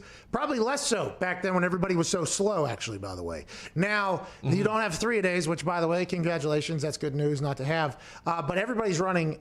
Derrick Henry ran 21.6 miles an hour. I would assume that there were 0 humans cracking 20 miles an hour probably 15 years ago. The advancements in science, or maybe 20 years ago. I'm sure it's probably somebody. The science and the body, the way people take care of themselves, the humans are flying at a rate around there that is just unbelievable. It's like they're on ice. And the running back gets just pummeled every single time, bang, bang, bang. That's why people are scared to pay them, because you don't know how long they're going to last because how beat up they get. But if you got a guy, which Bruce Arians knows they got a guy, he knew before anybody else came in, and it feels like Ronald Jones knows he's potentially a guy. He's out there running mountains into rattlesnakes. I mean, that is a guy you keep around for sure. Speaking of that, did you happen to see friend of the show, Darius Butler, put out a video of Buda Baker coming downhill and hitting a running back? Yeah. Yeah. And he in that video, he's mic'd up. He goes at the end of it, says, "I ain't scared of nobody." That's what he said. Because Chandler Jones comes up to him and he goes, "How'd you do that? How'd you do that?" Chandler Jones says, because he came and he hit like he was a running back or a linebacker. And he's obviously a little bit undersized because he's a safety. And Chandler's going, "How'd you do that?" He goes, "I ain't scared of nobody." I was like, oh, this guy's fucking awesome. I think you tweeted this dude is out of a movie. Right? Yeah. I think you tweeted, but greatest name of all time. Buda Baker? Yeah. Top 5 for sure. Top five. For sure. All right, 18 minutes into the hour. We got to get to. Oh, AJ, you're back. Whoa. Hey, welcome back. How was the Well, sky? you missed Rojo. Took a fucking vacation there. Good to be here. I watched it. I got to see. It was a good interview. You did a good job with him. No thanks to you. I finished your question, though. No, thanks to you. I finished your question. That's where we really turned a corner with him. Well, it's good. I mean, I'm not here to lay blame on whoever's end it may be. I'll just say it was a technical issue. But I got to see my speed here. It's downloaded at 265. I don't know. I don't know if Zito is going to find out. He'll get to the bottom of this, and we'll find out whose fault this is for sure. Can I ask you before we go to this first break, though, here? Did you play with Ryan Fitzpatrick anywhere? I did not. Somehow, some way, he played everywhere. I thought you'd be. Have you obviously watched along in awe throughout his entire career how he feels like he's this guy, loves the football, plays his ass off, always happy. He'll win games he's not supposed to win. He's always kind of been the stopgap in between franchises, either figuring out where they're going or where they've been. He's never really had a team built around him. Now he's down in Miami. We talked to Kyle Van Noy earlier in the year. He says this is Fitzpatrick's team. We love this guy. We're off and running. Now today, it's coming come out that Ryan Fitzmagic said that his heart hurt yesterday whenever he had to find out that he was being benched coming off a 2-game win streak going into a bye week and Tua starting. I did not expect that reaction from Ryan Fitzmagic because he knows that this is going to be a conversation piece, not only amongst the media and the world, but also in that locker room. Now everybody in the locker room knows that old Fitzmagic kind of got the rug pulled out from underneath them. And although I'm sure they love Tua and it's not Tua's fault, that is a conversation piece, whether people like it or not. Absolutely. I'm curious to see if someone above Brian Flores and the coaching staff step in and say, hey, it's time. Let's do this. Was it above him? And who was the person that leaked the information to Tom Pelissaro? Because Tom Pelissaro told us yesterday, he said, my source there told me that Brian Flores said it's just time or whatever. It's like, oh, wait a minute. Here we go. Who's the source? Who's the rat? Who's the leak? Is Ryan Fitzpatrick going to ask for a trade? A lot can happen from this when just yesterday we were like, okay, here we go. Now Tua and Ryan Fitzmagic have potential to go for the AFC East. And here we are one Zoom call later. And it's like, no, that's a heartbreaking situation down there for old Fitzmagic. I think he should. No, I don't think he should do anything. I shouldn't speak for him. But if he was asked for a trade, the world would implode at this moment. Yeah, they would. Saying it's just time doesn't make a whole lot of sense. Now, if Tua comes out and he absolutely lights it up week 1, everyone's like, hey, look at these guys. They knew something we didn't. Which I would assume there was a lot of boxes that had to be checked behind closed doors that they see that we don't necessarily get to see because he only played a couple of minutes there at the end. So they're probably pumped and think he's going to go and take over. And Ryan Fitzmagic said he knew this day was going to come. But boy, when it came, it broke his heart. It was tough to listen to Fitzmagic there. It was at him. It was very tough. He looked so sad. He had these eyes, the whole thing. What's up, Dick? Does Air Bear and Burrow playing so well accelerate the want for Tua to play for that organization? I don't know. I think it puts pressure on Tua to play well. It puts pressure for the Miami Dolphins to look like, hey, we were right in selecting Tua because the other two guys are playing well. So you're like, hey, hopefully this isn't the one that doesn't play well. Oh, Jesus. Might be. If that pressure team on Tua. Oh my God. Different angles. And then Brian Flores had to come out and say that he was upset that the team didn't get to find out before everybody else because it got leaked. Oh, with this and your Dallas Cowboys, with their there's reality TV right now all over the NFL with drama. It was pointing straight up. We're steady climb. Oh, yeah. Dallas Cowboys steady climbing up. We'll talk about that. And some more phone calls on the other side. 1-888-MAD-DOG-6. It's the Pat McAfee Show, McAfee and Hawk, Hour 3 on this Wednesday, October 21st. What is that?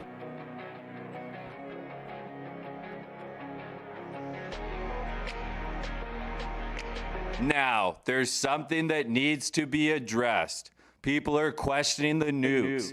Were the launch codes messed up? But I have a stat to totally redeem myself.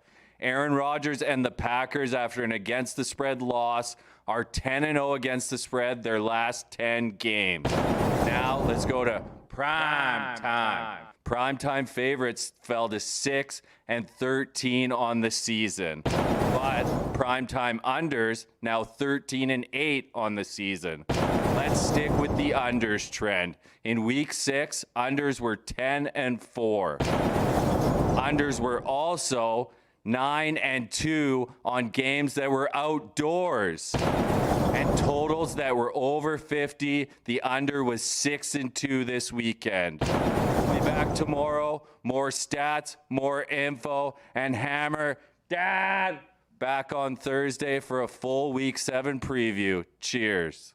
You said in the interview that you would add an extra finger to your scotch drink or whatever. A finger is just what? Just one finger this way or this way? Yeah, like this, bro. So did you do 4 on Sunday? You did a full fucking glass? It was a long night. We didn't get home. I didn't get home till like 11:40. Look at how much scotch that is. Is that what you did? It's not that much. That's 4 fingers, dude. You said you normally do 3. That's 4 right there. But you have those fat sausages. Okay. It hasn't been cordial over the years between me and Sue. You know, we've had some battles over the years. I think I mentioned that he got frozen feet and didn't realize he was stepping on my calf. He also stomped on one of my teammates at one point. I was under the impression that we were going to have a conversation after the game. And there might have been some loss in translation, whether or not he was talking about the, see you at the bus conversation. Oh. I thought it seemed more like, hey, let's have a little, come to Jesus moment. I was looking for that conversation. I didn't know how it was going to go. I didn't think it was going to, look, I'm not going to play number 2. Do you think it was the 3 pumps that potentially... got you into deep shit with the football gods, Aaron? You, of all people, a man who is celebrated as much as anybody at your position, you must realize, whether necessary or unnecessary, the celebrations have no correlation in that sense. You needed a kick in the ass. Do you just think everybody was getting kind of too comfortable and had a bye week and had a chance to soak it in? Hey, we're very, very good. Is that what you meant by that? I mean, I think we all need that a little bit. When the complacency starts to sink in and you start kind of feeling yourself a little bit, it's always good to kind of get knocked down. And I think it can be a good thing. I'm not saying, look, nobody wants to lose to fucking figure things out. Great teams have consistent habits. And so we got to keep doing the things that got us to 4-0 in order to get back to where we want to be. Here, here, huh? Yeah. Here, here. Attaboy, Aaron! I know you were an extra in Game of Thrones. I wanted to get your opinion on how you think the show ended. So I think many of us were disappointed and confused by the ending. Which one were you? Do you know which one you were yet? The guy running duck-footed heel first with his arms splaying all about. Yeah, no cakes. Weak jaw turned into the alley. Was that you? I think that guy's related to AJ somehow. Oh, shit!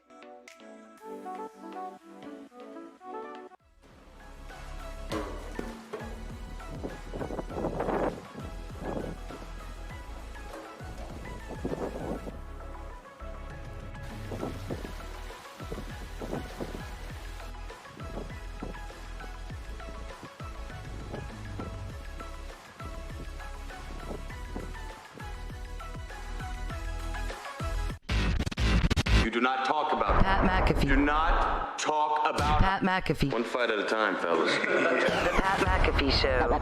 That's Welcome back. Wednesday, October 21st. Just got done talking to Ronald Jones. Something's going on with our connection with AJ Hawk, but we'll get that figured out, AJ. We will get it figured out. AJ, your thoughts on the Brian Flores Miami Dolphins, Tua Ryan Fitzmagic thoughts in a sentence, and then we'll lead into the Dallas Cowboys drama that's happening in the locker room as well. In one sentence, you're saying? Maybe a long sentence. You can do a long sentence. Good luck. Yeah. The timing of the decision to put Tua in the starting lineup has me scratching my head. Wow. So you don't like him going in the bye week against Aaron Donald and the Los Angeles Rams? I don't know. I don't know if I just think it's the timing's just weird to me. That's all it is. And Fitzy, with Fitzmagic coming out and saying, like, which also much credit to him for being vulnerable and telling us how you truly feel. That's awesome. True. We need more pro athletes like that, I think. Like, hey, we understand you're a human, you have emotions. Yes, you're allowed to have that. I think it's cool. And he's like, now I got to move on and be a good teammate. But just the timing and how, like, the weird miscommunication is what makes me wonder, like, what? Yeah, Fitzy knew it was coming, but he definitely didn't think it was coming right now. That's what I'm curious about.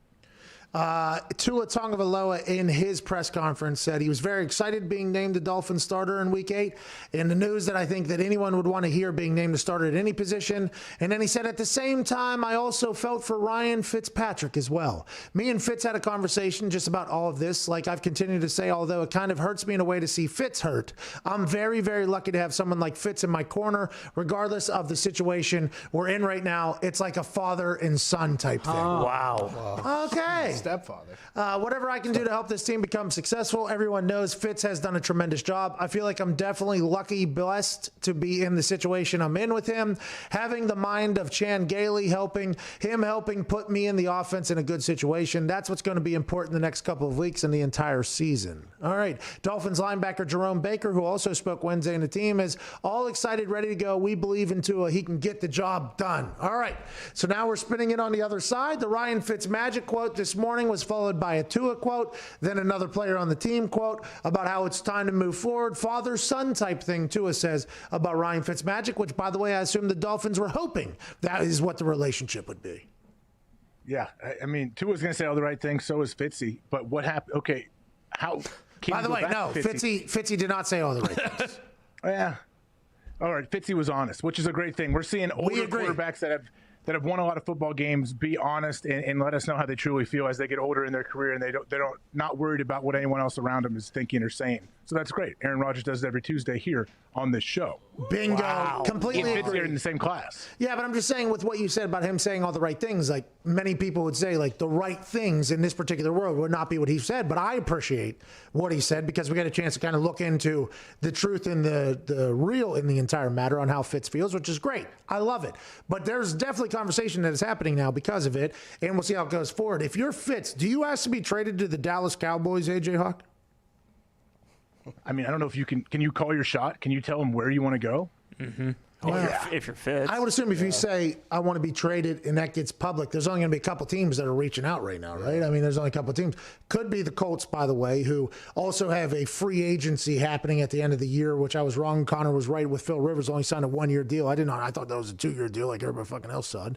But if you're looking at the Dallas Cowboys, Fitz only has a 1-year deal right here. This is it. This is it for him. So if you're a team that thinks you have a shot right now and the only weakness is potentially in your eyes your quarterback, I mean, why wouldn't you make a move? Is Fitz a big upgrade for Andy Dalton? Is Fitz a big update for Baker Mayfield? Some people have mentioned, not us, but other people have mentioned. Is there a place that would want Fitz? And if you're Fitz, is that something you'd want to be a part of, knowing that you're potentially never going to be a starter again, which is a question he asked himself in the Zoom call today? Well, okay, Fitz, yeah, I think he wants to play. He understands that. He's going to be great in Miami. But if you're Miami, why would you give him up? You have all the leverage. You got to ask for it. If you just get an offer that you can't refuse, then you give him up. I don't think they'd be willing to trade him. Like, let's say Tua comes in, plays well, everything's going well. They are getting close to the playoffs. They make the playoffs. Oh, Tua gets hurt, and we have a Tom Brady, Drew Bledsoe situation where all of a sudden Bledsoe, which would be Fitzy's got to come back in the lineup, win a game to get into the Super Bowl, back to Tua, Super Bowl champs. Yeah, I mean, that is the obvious answer, but we're just trying to get fucking Fitz on the trade block a little bit. Get him back on the field. Yeah, I know, but what you're saying is we're just trying to get him on the field. Right now, you're just trying to have the right thing that's probably going to happen. Trying to get Fitzy a ring. We're trying to get him a goddamn, maybe a Chiefs backup. Yeah. Why don't we get him Kansas City, let him back up Patrick Mahomes? Hey, get him back up Tua. Okay, cool. Well, why not go back up Patrick Mahomes, get a ring in this entire thing? Miami needs him too much. Well, they play him, though. Let's say Tua stinks. Let's say he doesn't get hurt. Let's just say he stinks the next 4 weeks. You think they go back to Ryan Fitzmagic? I don't know how you can. I mean, you would think to try to salvage the season, and maybe if you could just use it as the excuse, hey, we don't want to get Tua killed in here his first year. We don't want to ruin him, so we're going to plug Fitzy back in. But I think now, like, you got to see what you have. Well, and then the vets, it is alleged that veterans came out and were surprised by the news because it was on the internet as opposed to told to them by the team. And some people, I guess, said that they weren't expecting it or whatever. But if you're a vet and you're in this AFC East race, which you are right now, and you just got paid and you want to win right now, you don't know how many years you have left or whatever, you're in the mindset of, okay, we like Tua a lot. But if that starts not going well and they just run themselves out of contention, I'm not saying they will. Tua might dominate, by the way. He did look good. And those Tua might do incredible, but rookies can struggle every once in a while. That is just something that does happen, especially at the quarterback position, especially when you're going against, Los Angeles Rams defense that could be good unless the San Francisco 49ers figured out how to stop Aaron Donald from playing football and everybody's just going to do the exact same thing or hope to do that. It's just it's very interesting how this is all going to play out. It's drama. It's controversy. It's the NFL. Do you think when the guy from the Dolphins leaked this, he knew that this type of shitstorm was going to follow? Nope. No, I would assume just like whoever had COVID first or whatever. Yeah. And whenever they were like, I want everybody to kind of feel how I feel and just high five the whole world. I wonder if they knew that this entire thing was going to happen. Because, I mean, I'm sure that guy's butthole is tighter than anyone else in the NFL right now. Have you talked to Tom Pellet? You haven't? No, me neither. I don't have Tom Pellet's number. I don't even know who that is. I hate that guy. Brian Flores has got to be pissed about that, though. Let's go over to the Dallas Cowboys. Dallas Cowboys, on the flip side, the players are allegedly leaking information as opposed to the organization, which is leaking information in Miami. We got a leak problem in the NFL currently, and one of them is the Dallas Cowboys, the team that you selected to represent the NFC in the Super Bowl a couple months back. Because you've played for a team with Big Mike, Coach McCarthy coaching in Green Bay, and because you've been in an NFL locker room for as long as you were in an NFL locker room. And we talked to Aaron Rodgers yesterday, and he said any anonymous sources in this type of it's chicken shit, basically, especially 6 weeks into a new regime. Ed Werder this morning on ESPN goes, these same players that couldn't win in the previous regime are now saying that they can't win in this regime. It's almost like potentially maybe a locker room problem that we have going on down in Dallas. Not just a coaching problem that everybody can see, but also potentially a locker room problem. How do you feel about this whole situation? And does this not scare the living hell out of you that the Cowboys are going to have to do a rebuild in there from ground up, it feels like? Well, first off, before I dive into that, you have to give if there's one thing Mike McCarthy is the best at in the NFL right now, it's his mask security. Like, have you ever seen his mask even below his nose? No, and a lot of people are saying it's because he doesn't talk to anybody. He's talking the whole time. What do you mean? Well, everybody says his headphones up, his mask looks amazing. He's got his little call sheet, and then he stands off on the side. Everybody's saying he doesn't talk to anybody. If you listen to the reports, they're saying that they don't teach anybody anything, and they're not even prepared. But then Mike McCarthy came out and said, you know, maybe our problem is we're working too hard. We're teaching too much. You know what I mean? Too prepared. So too prepared. We care too much about this team. We try too hard to win these games, and we're over prepared for these. He went on an entire pitch the other way, but what he did say that I agreed with, because I've never played for Mike McCarthy, he said we gotta handle this like men. Okay, that we go and we do this personally. We don't leak to the media or whatever. And I was like, I can respect that. I think that's how everybody probably feels. And especially Big Mike being the Pittsburgh tough guy he is, like that's his life. He lives by like a code, like it's a great code. But yeah, like no, you got a problem? Come here. You come right to my. Let's talk about it. You definitely don't go to the media. Definitely don't go snitching behind my back to somebody. So yeah, I could see any coach getting upset. The quote there that worries me is the one at the very end. That said, another player says, they aren't very good at their jobs. That's a pretty strong quote. That is a pretty strong And when you quote. say they, like, are they talking the whole staff? Like a big chunk of the staff? Like, who are we talking about? They don't have any sense of adjusting on the fly. They just aren't good at their jobs. Cowboys. But this is probably what, a couple players, maybe two, maybe three. I know Jane Slater. She's a legit journalist. She's not. I'm sure she actually talked to him. I wonder, are they guys that are mad because they got taken out of the lineup? They're not getting the time they feel like. It all depends on who you're talking to. Well, Jane Slater here, maybe the biggest word in this entire tweet that says Cowboys players initially bought into keeping things internal. Now as they sit 2-4, the discontent is leaking out. On the coaching staff, totally unprepared. They don't teach. They don't have any sense of adjusting on the fly. That's the biggest word there, is another, right? That was her informing everybody that this isn't just one person that's telling me this. This is numerous. Another, they just aren't good at their jobs. And I would assume those conversations maybe went a little bit longer than just these quotes. I don't know what was maybe held by Jane instead of being released, but that's problematic. That is not good.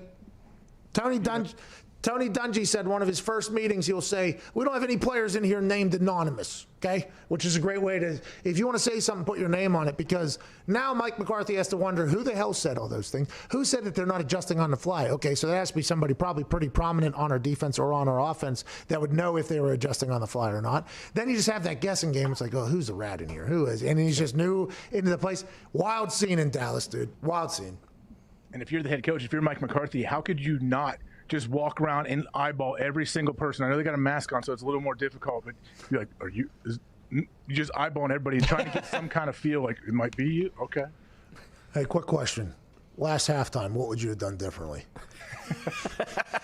I was right.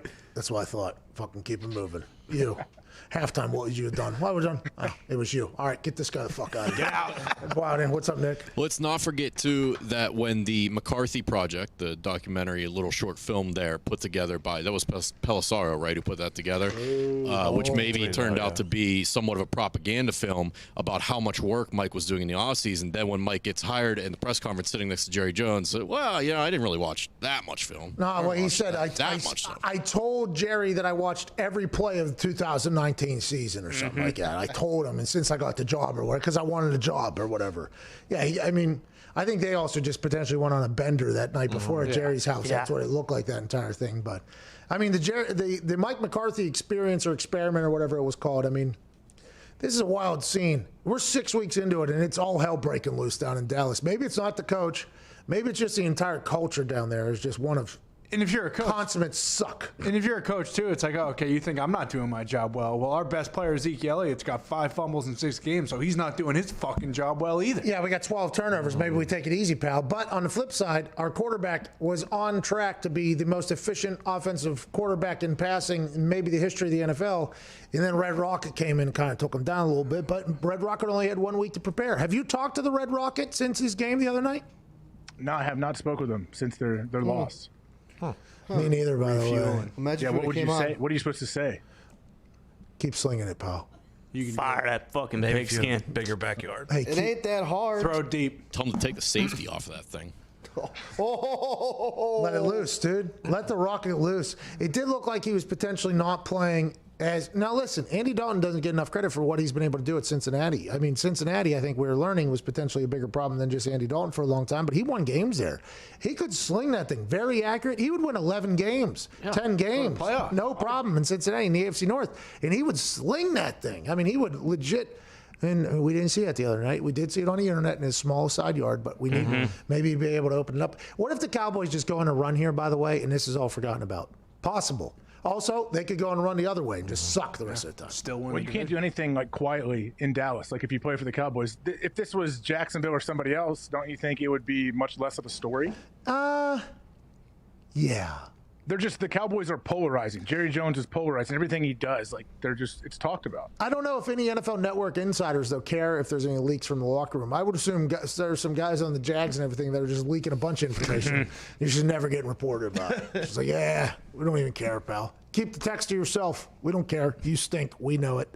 The Cowboys, though, it's another year of big hype and not a lot in return. Now, Dak Prescott, obviously, that's a big deal going down, and they got a lot of injuries and a new system on both sides. It's going to be tough, but that could be a full rebuild over there. We shall find out. Let's go to Mason in Kentucky. What's going on, Mason?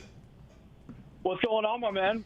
How the hell are you? Hey, not too shabby, Mason. Excited to talk to you. Did you see Aaron drinking from the Mason jar yesterday? Fun fact about the Mason Ball jar there. It is founded at Ball State University. Whoa. Mason. What was I talking about, pal? Chirp. Oh, that's pretty cool. Hell yeah, man. Hell yeah. Fun fact. So if you're cool with it, man, I just got a couple questions and a fun football fact for you. You know what? Just take the whole fucking show, dude. Do what you got to do. Yeah. Let's do it.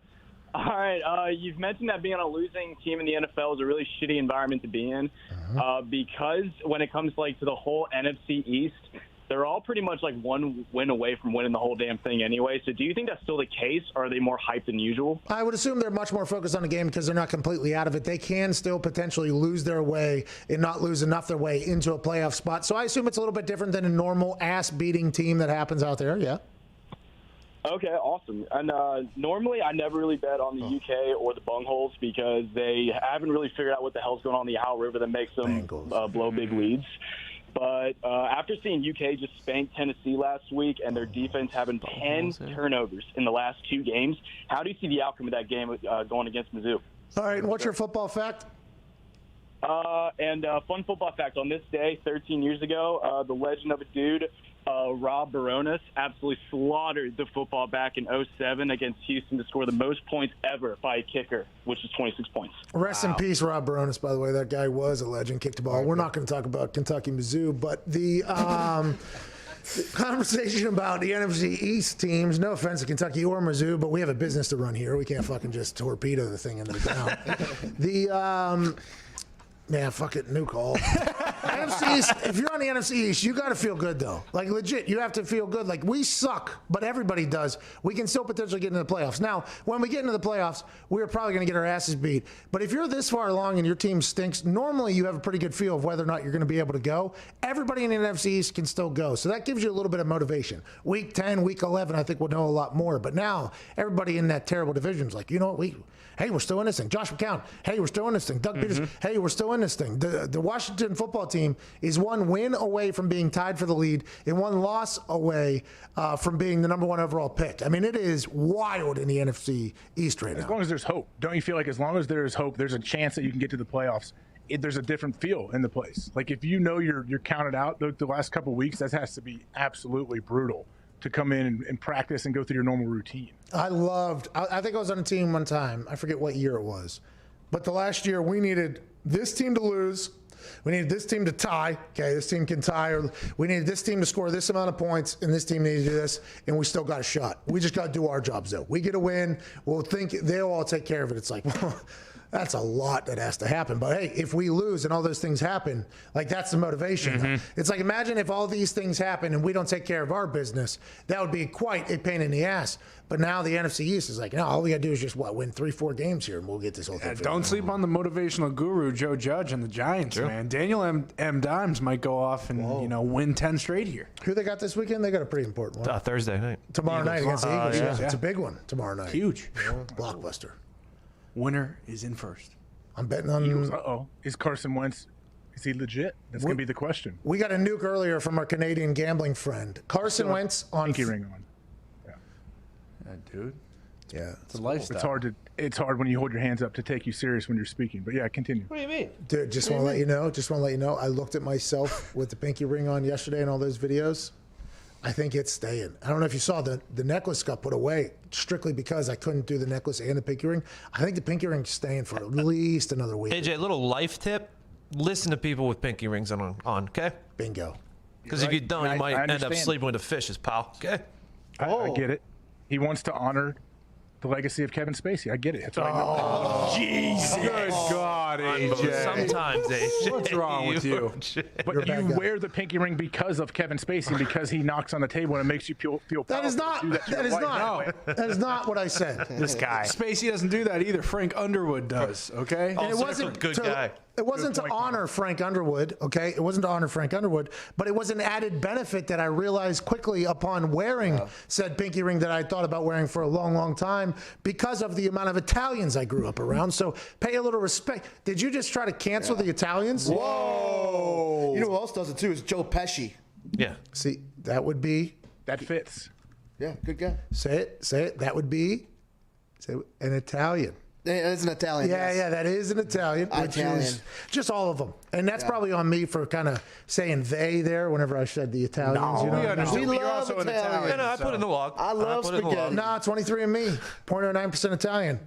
I love And that's a calzones. fact, brother. But what I was going to say, Gumpy gave us a little fact earlier. Gumpy Nuke is what it's called, is a stat that kind of leads you in the way of gambling. And last week, a lot of his nukes were called into integrity because it seemed like he was painting the stats to tell one story when one particular stat wasn't there. But I believe that Gumpy tries his best to inform us of everything we need to know whenever we are gambling. I think Gumpy, I'm just telling you what a lot of other people were saying. A lot of people were saying that. The launch codes may have been mixed up. Yeah, well, what we're saying is the nukes were sending us in one direction, and then new alarming stats told us to go the complete opposite direction, that he decided to pick and choose 2020 news, by the way. And he's not going to go down that road much. Carson Wentz on Thursday Night Football, 4-0 in his career. What? Wow. 4-0 in his career. Against the spread? Against the spread and straight up. Uh-oh. Does not matter. Carson Wentz in these short weeks, I don't know if it's because there's a much more basic offense or less plays or it's more reactionary, but he has success on Thursday nights, it says.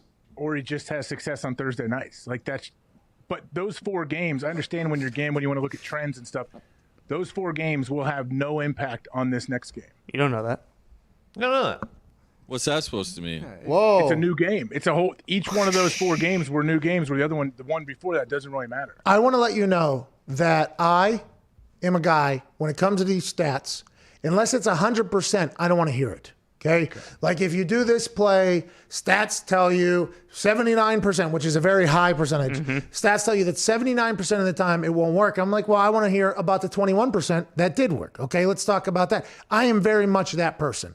But this is a 100%er. Carson Wentz, Thursday Night Football, 4-0, 100% wins. Straight up and against the spread. I think you have to bet the Eagles strictly because of that. Oh, yeah. Maybe we don't have enough information on Danny Dimes and the Giants, though. Giants 0-4 against the spread their last 4 Thursday games as well. Oh, man, but Joe Judge is there. It's no longer the old coaching staff. Does it matter? Is it the organization or is it just the team? Gumpy, those are the questions you have to ask, but I'm not going to ask too much. I'm going to hammer the Eagles tomorrow night. I'm going to hammer the Eagles tomorrow night. I mean, unbelievable. It's 100% until it's not 100%. Oh, AJ. Until he loses. Are they due for a win? Are they due for a win and a loss? Oh, yeah, because you would say at some point there's going to have to come a ratio where there's going to have to get a loss or a win to the respective sides there that are undefeated against the things. That's why. That's why sports gambling stuff. Pretzel. That's why sports gambling stuff. Because do you want to be the thermostat? Okay, do you want to set the temperature, and predict the change, or do you want to be a thermometer and just tell you what it's going to be because it's what it has been? Yeah, you got to set the tone. Maybe tomorrow I make the decision on whether it's Eagles or Giants. I'm going to do a little bit more investigating on mic'd up clips and things like that and see how that team feels inside the locker room, both sides there. Joe Judge's family is from Philadelphia. Shit. That's huge. He said they were already out this week buying batteries. So. So much tough one. Got to listen tomorrow. Have to. It's a big game, dude. One of those streaks potentially will be broken.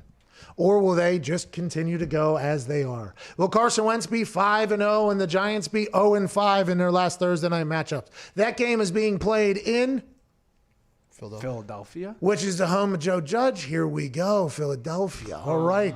That's a big game tomorrow night, all of a sudden, I just thought about. Oh, yeah. Huge. Winner is in first. Wow. Let's go to somebody in Toronto. There's no way I can pronounce that name right there. What's your name, sir? Hello. Hello. Hey, what's your name, boss?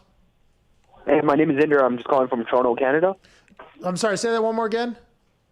Inder, I-N-D-E-R. I-N-D-E-R. Yeah. Yeah, I just want to say thanks for having me on the show and taking my call. For Pat and the boys, I just had a quick question. So Steelers have been a point of conversation in the past couple of shows. I know you guys have mentioned Big Ben, the defense, Mapletron. My question here is that Steelers GM, he said that he wasn't going to give James Conner an extension and that they were going to let his contract run out for 2020. This is last season. The way he's been balling out, he's had 300-plus games in the past 4 games. Do you think the Steelers will re-sign him, or will they let James Conner walk? Great question, Inder. It was spelled on here, I-N-D-I-E-R. Ooh, India. So is that India too? E-R? Probably India, yeah. Or Indier? Yeah, I didn't know, so I wasn't 100% sure. Inder, though, is what I probably should have guessed there. That's on me. James Conner, they didn't pick up his 5th-year option. Is that what that was? Or they just aren't? This is his. I don't think you get a 5th year as a 3rd-round pick, do you? No, probably not. So they just aren't extending him. They're letting his contract run out. Yeah. The free agents for the running backs this upcoming season is off-season is massive. I mean, Dalvin Cook signed, Christian McCaffrey signed, Alvin Kamara signed, so that takes 3 off the board. There's still like 6 other high-profile running backs that are going to be free agents this offseason. James Conner running for the money bag, but also running rather well here as of late, hasn't he? Yeah, but after last season, him and Juju both are, I believe, at the end of their contract. So it's a kind of a prove-it season for both of them. I would be okay with them letting him walk. Yeah, well, you hate James Conner. Jeez. He hates James Conner and Juju. You hate both of them. Strong. You're a Pittsburgh Steelers fan, that is. Huh? You want Juju? You think they should let Juju walk? Yeah. That's this guy over See? here. He hates him. There's not a whole lot of people calling for that. In Pittsburgh, there is. Yeah, That's your ear to the ground. In Pittsburgh, there is. I mean, nationally, probably not, right? Which, by the way, I was mind blown too whenever these guys just shove things that are being said in Pittsburgh in my face every single day. Juju is a guy that potentially has worn out his welcome in Pittsburgh with some people, but I do know there's a lot of people that are big fans of his as well. And he's moved back into a position where he's probably at his best. Who knows what the extension's going to look like, though? I think a lot of Pittsburgh people are, let's not spend too much money on Juju. You could probably find somebody else. Correct. I've always been a big don't pay the running back guy, so that's kind of why my stance on James Conner. And then in Pittsburgh, I'm a big maybe don't pay the wide receiver guy either because we'll just find another one of those. Well, Chase Claypool has changed the math over there completely. I mean, he is unbelievable. Yeah, they want Juju out, though. I mean, they want Juju out. Some people do. Some people, not everybody, but I'm talking about they as in 50%. him. That guy. This guy. 50% of people. No, as in. Does his off the field stuff? Does that play part of it? That's why Tone hates him. Yeah. Quit dancing. I mean, get off TikTok, dude. What? You get off TikTok, Diggs. I'm not.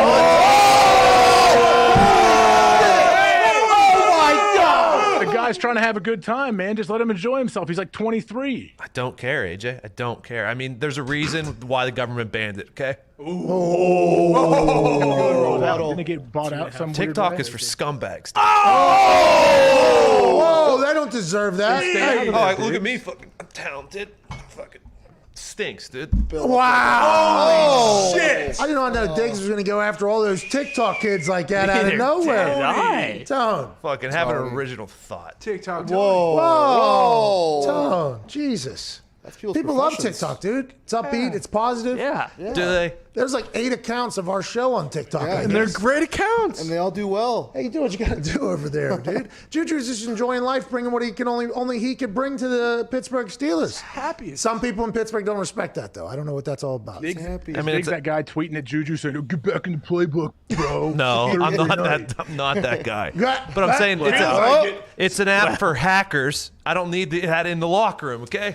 Today, our show is brought to you by the good people at Thursday Boot Company, a bootstrap startup that makes the best handcrafted boots and sells them direct to consumer at some of the lowest markups in the footwear industry. The comment section is going right now. I don't know if they're going after Tone or they're on Tone's side. Thursday Boots' tagline is highest quality, honest prices because they use some of the best materials like full grain leather, supple glove leather lining, and gold standard Goodyear welt construction. Just like the legacy brands that charge $400 plus for similar styles. Thursday Boots Company selling for $149, free shipping and returns. Wow. Because of the great designs, quality, and great value, Thursday Boot Company has been featured in all the best fashion press, Esquire, GQ, Cosmopolitan, and Vogue. Ever heard of it? Wow. And more importantly, they've gotten over 20,000 5-star reviews. You could be 20,001 if you got a pair of Thursday boots because they are incredible. While they don't do sales or discounts because their prices are already so incredibly low, head on over to ThursdayBoots.com and get free shipping and free returns. Give them a try and you'll have a pair on your doorstep by next Thursday. That's ThursdayBoots.com to get you a great pair of boots today. Wednesday, October 21st. Big thanks to Tony Dungy, Ronald Jones, and AJ Hawk. Any final thoughts here? We got about 20 seconds. Nothing. I'll give it to you. Take it. My final thought is this. This Wednesday, October 21st, is going to be remembered forever. Oh, yeah. Big things are going to happen today. Mm-hmm. Have an incredible life. We will see you tomorrow with a massive guest, massive conversation and good times. This has been the Pat McAfee Show, Sirius XM, Mad Dog Sports Radio. Steve Torrey, the judge, is next. Oh. Jesus. Thank you. AJ, I got to go do something awesome. I'll talk to you tomorrow. I can't wait to hear about it. All right. You will. Hey, I got something big cooking, pal. Oh, yeah. Never heard that before. It ain't chili. Something big is cooking, pal. I will let you know. There's a storm coming. Hey, stay tuned. Hey, by the way, maybe worthy of... One. Two. Easy. Be Don't careful. do it. Don't do it. Don't do it. I'm not doing it. Yeah. Oh. Smart. Oh, my God! I did it. Had to do it. Yeah. Didn't fucking want Hey, to. who's supposed to be the ref? Who's going to volunteer to be the ref that puts their face right in front of you? No, we don't have that here. We kind of remixed it our own way. Yeah, That chair was right there. Don't you Chair's worry. there, Yeah, head Mitt guy. will do it. No. Get in there, Mitt. We don't know always where Mitt is or who he hangs out with. So I actually try to keep good social distancing from Mitt at all Bubbling times. that kid. By the way. That is real. That is 100% real. I like Mitt. Yeah. Okay, I think he's He's very a great guy. He's a great kid. guy, but I have socially distanced from Mitt for the last, month and a half. Can we bubble him? He has to put scuba gear on every time he walks in the office. I've seen pictures. He lives in a fucking petri dish, so that's probably a good move. Yep. I love Petri dishes. 57 minutes into this third hour here. We got to get the fuck out of here. That's the show. See ya.